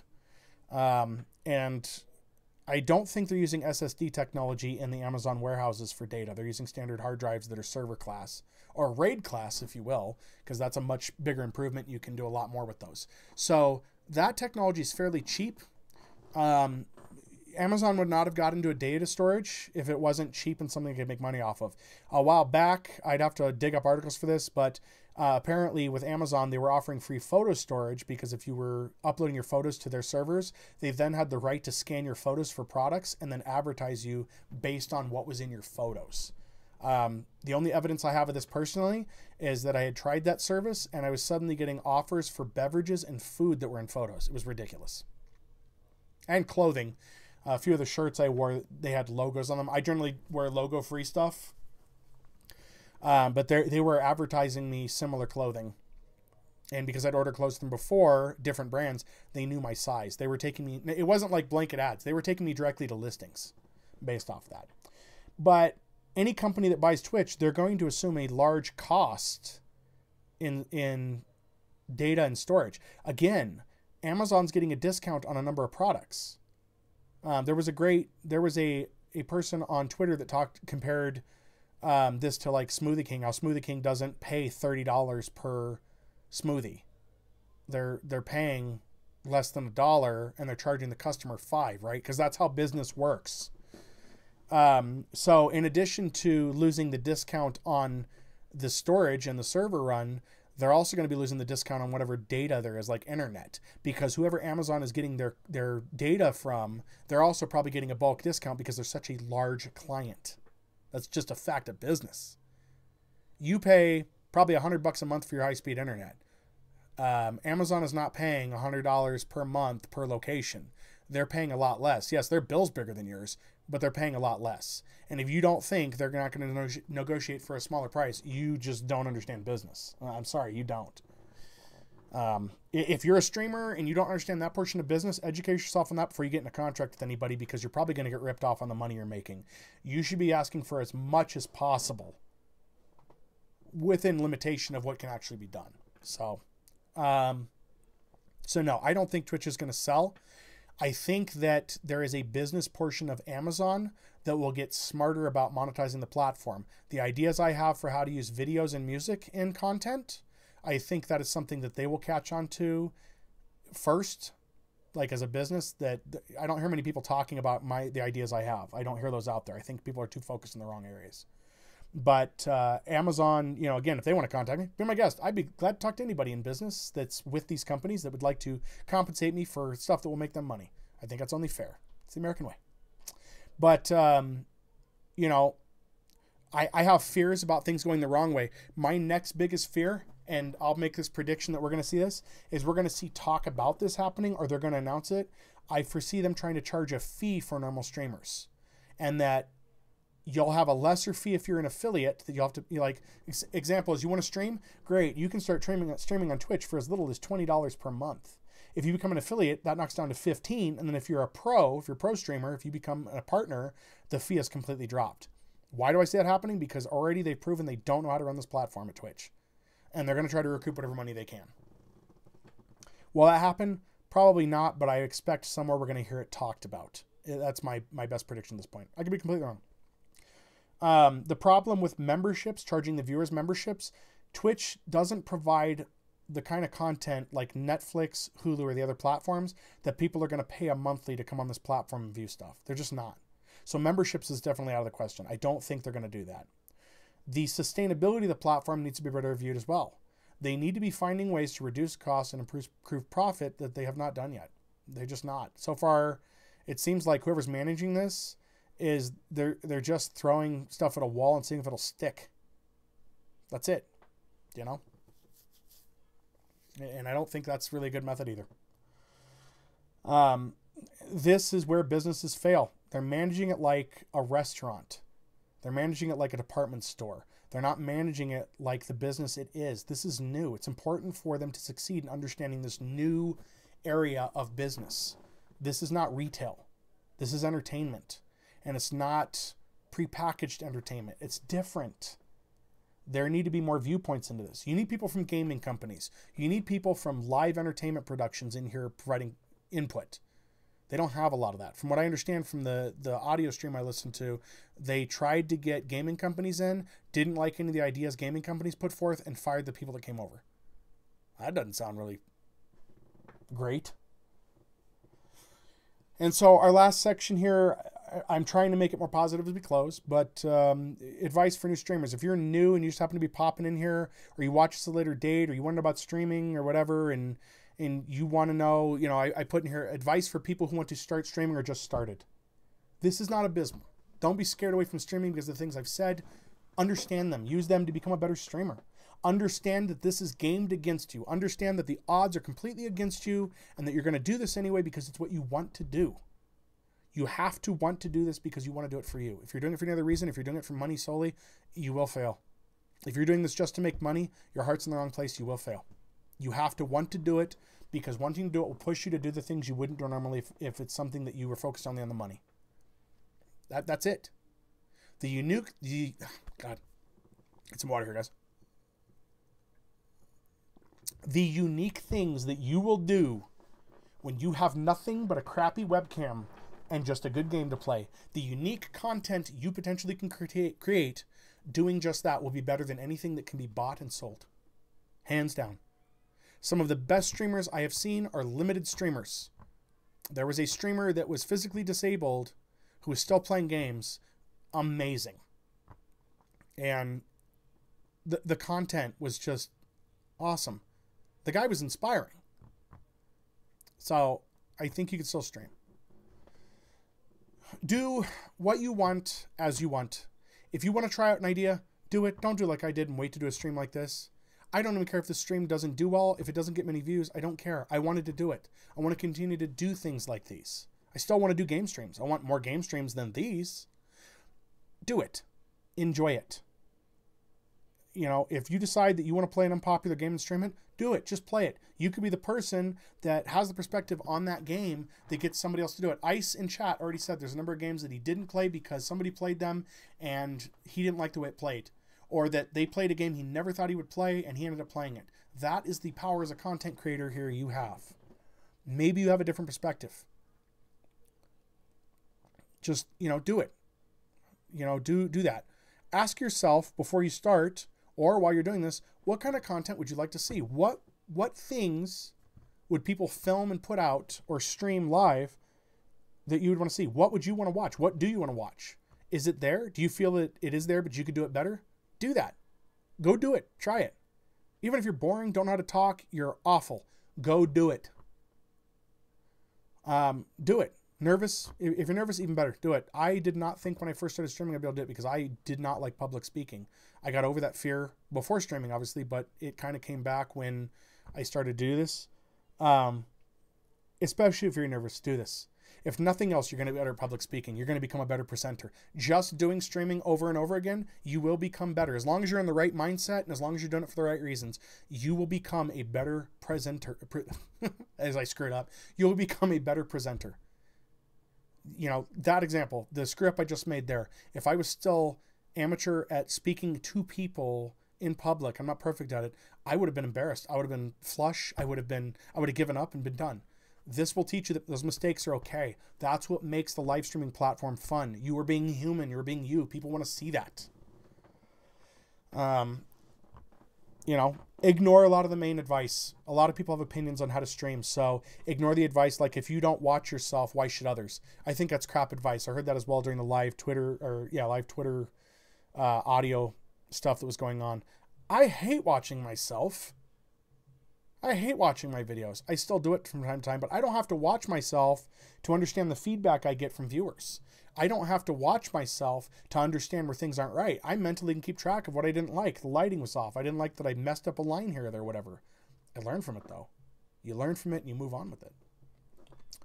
And there are plenty of people who, if you believe the advice that people pass around here, I'll give you an example where a lot of advice is given by people who aren't professionals and it's ridiculous. I hear people say, if you can't watch yourself, beyond that person saying it, who is a professional, I've heard other people say, if you can't watch yourself, nobody else is going to. There are plenty of actors that don't watch their own films and they're still making millions of dollars. Those people are making plenty of films and they hate their content and they do just fine. So don't tell me if I don't watch my videos, I'm not going to become successful. That's not how it works. You know, do the content you want to do. As I've said at the very beginning, and I believe this is true, your audience will find you. As long as the content you're producing is worth watching, your audience will find you. If you have an opinion, your audience will find you. If that wasn't the case, there are a lot of people who become famous that would not be famous because of that. So, YouTube wisdom is play one game. That's how you become. Play one game. Just play one game. Never play anything else. Play one game. If you play WoW, always play WoW. I've heard that advice. That advice has bled over to Twitch, and I think that's a result of cross advice from platforms that gets mixed up. It's like a game of telephone. You know, one person says one thing, and by the end of the line, it's completely different or it's mixed. Play what you want. There are great variety streamers that make money. That's a myth. I'm calling crap on that right now. Variety streamers can do fine on here. The content's got to be entertaining, but variety streamers can do fine. You know, if there was solid advice I could give any streamer, start with an okay mic. Get a microphone you can afford. I started off with a crappy microphone. I got me a blue snowball when I saved up enough money to do it. Full disclosure, I have made a total of $100 off of Twitch in the span of four years. But that money's paid for things. It paid for the webcam you're seeing me through, and it's paid for this microphone. So I can't say that's a failure. And old wisdom says, if you make money at something, then you're successful. So technically, I'm successful at streaming. Take that lightly. Take it lightly. But that's my solid advice for you. What you can do. Get a decent camera. I'm using a webcam. I'm using a Microsoft HD LifeCam that gets me at least 1080. It does 720 and 1080. I use the 1080. If you don't have good lighting, do the best you can. People need to be able to hear you and see you, though, in most cases. It is a fact that showing your face on live streams will get you more viewers. If you're on YouTube, generally people want to hear your commentary, but your face does help there, too. And I'm ugly as sin, so obviously everybody else can do a much better job than I can. I hear beards help. That's a joke. You don't have to have a beard for this. But mic and camera. I have seen people film in their bedroom and they've still put on great content. If you cannot put on a stream, this is old entertainment advice. I've known people in entertainment industry have told me this numerous times. If you can't provide a good performance in a shitty room with horrible lighting and so-so equipment, it doesn't matter how much money you spend on equipment, you're not going to be able to put on good entertainment anywhere. If you can't do it at your worst, you're not going to be able to do it at your best. Doing public stuff like this is all about making the best of what you can and making it entertaining. You screw up in a game, laugh at yourself. Make fun of yourself. You have an opinion, put it out there. Just make sure it's not something that's going to be, racist, obviously. Don't do that stupid stuff. But be brave out there. Do that. Do you think any performer is doing content at their absolute best? Because at one point, musicians play shitty dive bars before they get to play on stages. Everybody starts somewhere. If you don't start, though, you're not going to go anywhere. And, above all else, do it with passion. Do stuff you believe in. Don't do stuff that you don't care about. If you're playing a game because it's top 10 on the Twitch roll, never mind. If you don't like it, don't do it. Go play something else. I have played games that nobody has much attention to and it still got views. Do what you want to do. Put it out there. You're going to get more respect for it anyway. It's going to come across more genuine. If you do things you don't like, people are going to tell. The audience always knows. They always know. And so that wraps us up for the state of Twitch, you guys. I appreciate everybody who popped in. I appreciate the viewers that have been here. I really do appreciate everybody showing up. And we're going to try to different topics every Sunday. And I'm looking forward to them. I'm happy I finally got to do this. I really am. It ran over. I'm going to try to get that time down closer to 2 hours. But these are live events, you guys. And I'm new to this. So if anybody's there that's in chat, I see a few people are in chat showing them their actual users, not bots. If you guys have any questions, suggestions for future topics, pop them in. This will be on YouTube. For YouTube viewers, since we're getting to the close end here, please, I really appreciate it if you like, share, and subscribe this. If you have comments you want to leave after the fact, obviously, feel free to leave them on the YouTube side. I try to review everything. It's probably going to be a day or two before this makes it over to YouTube. I'll try to process it as quick as I can for you guys. But, any feedback you have, it'll be reviewed and stuff. And if there's something you want me to talk about, let me know. I have a lot of topics I wrote extensively in a notebook during COVID and whatnot of ideas I had and stuff from watching other streamers. Probably the next topic we're going to get into is we're going to be talking about Rockstar Games and the Grand Theft Auto series, specifically really how horrible of a company Rockstar is and really just how badly the Grand Theft Auto series has gone. And that's going to be interesting because I do like those games. Please understand that I generally have a different viewpoint on things than what you'd expect. So as you watch these, I think you'll understand a little better on those. I just have to get a script together for that, so I've got till next Sunday to figure that out. We will be back on Monday for a game of some sort. I don't know if we're running Division or not, or what we're running. I'll look into that. And then Tuesday we'll be running something as well. I'm going to try to run 2 different games, but we'll see what's going on. If we do like Division on Monday, then it may be Fallout 76 on Tuesday, or vice versa, or something completely different. I'm trying to work more games into the streaming schedule. We are going to try to stick close to that 2-hour run, though, so that's going to limit some things because I can't really do the longer streams right now into the 5-6 hour mark like I used to do. We may end up back there at some point. Now, Friday, we may have a bonus stream, just so you guys know. That may be a longer stream because I don't have as many commitments that day, just this one Friday. So we'll see what happens there. But yeah, if you guys have any questions or anything, before I exit out, we'll give chat a minute if anybody wants to pop in. Questions or suggested future topics, now's your time to get it in there and I can make note of it.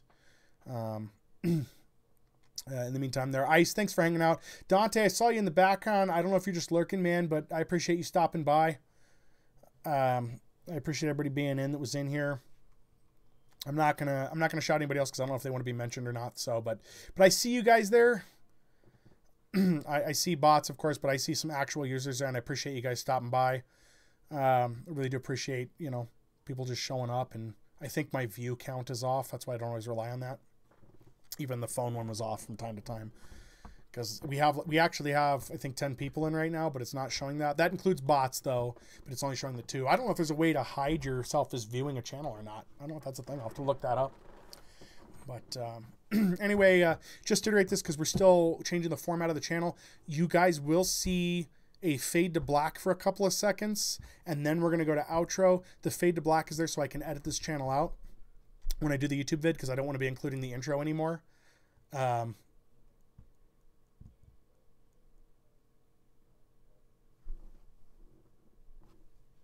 And we had some stuff drop there, so I'll probably edit that up in post. But we got frame drops real fast there.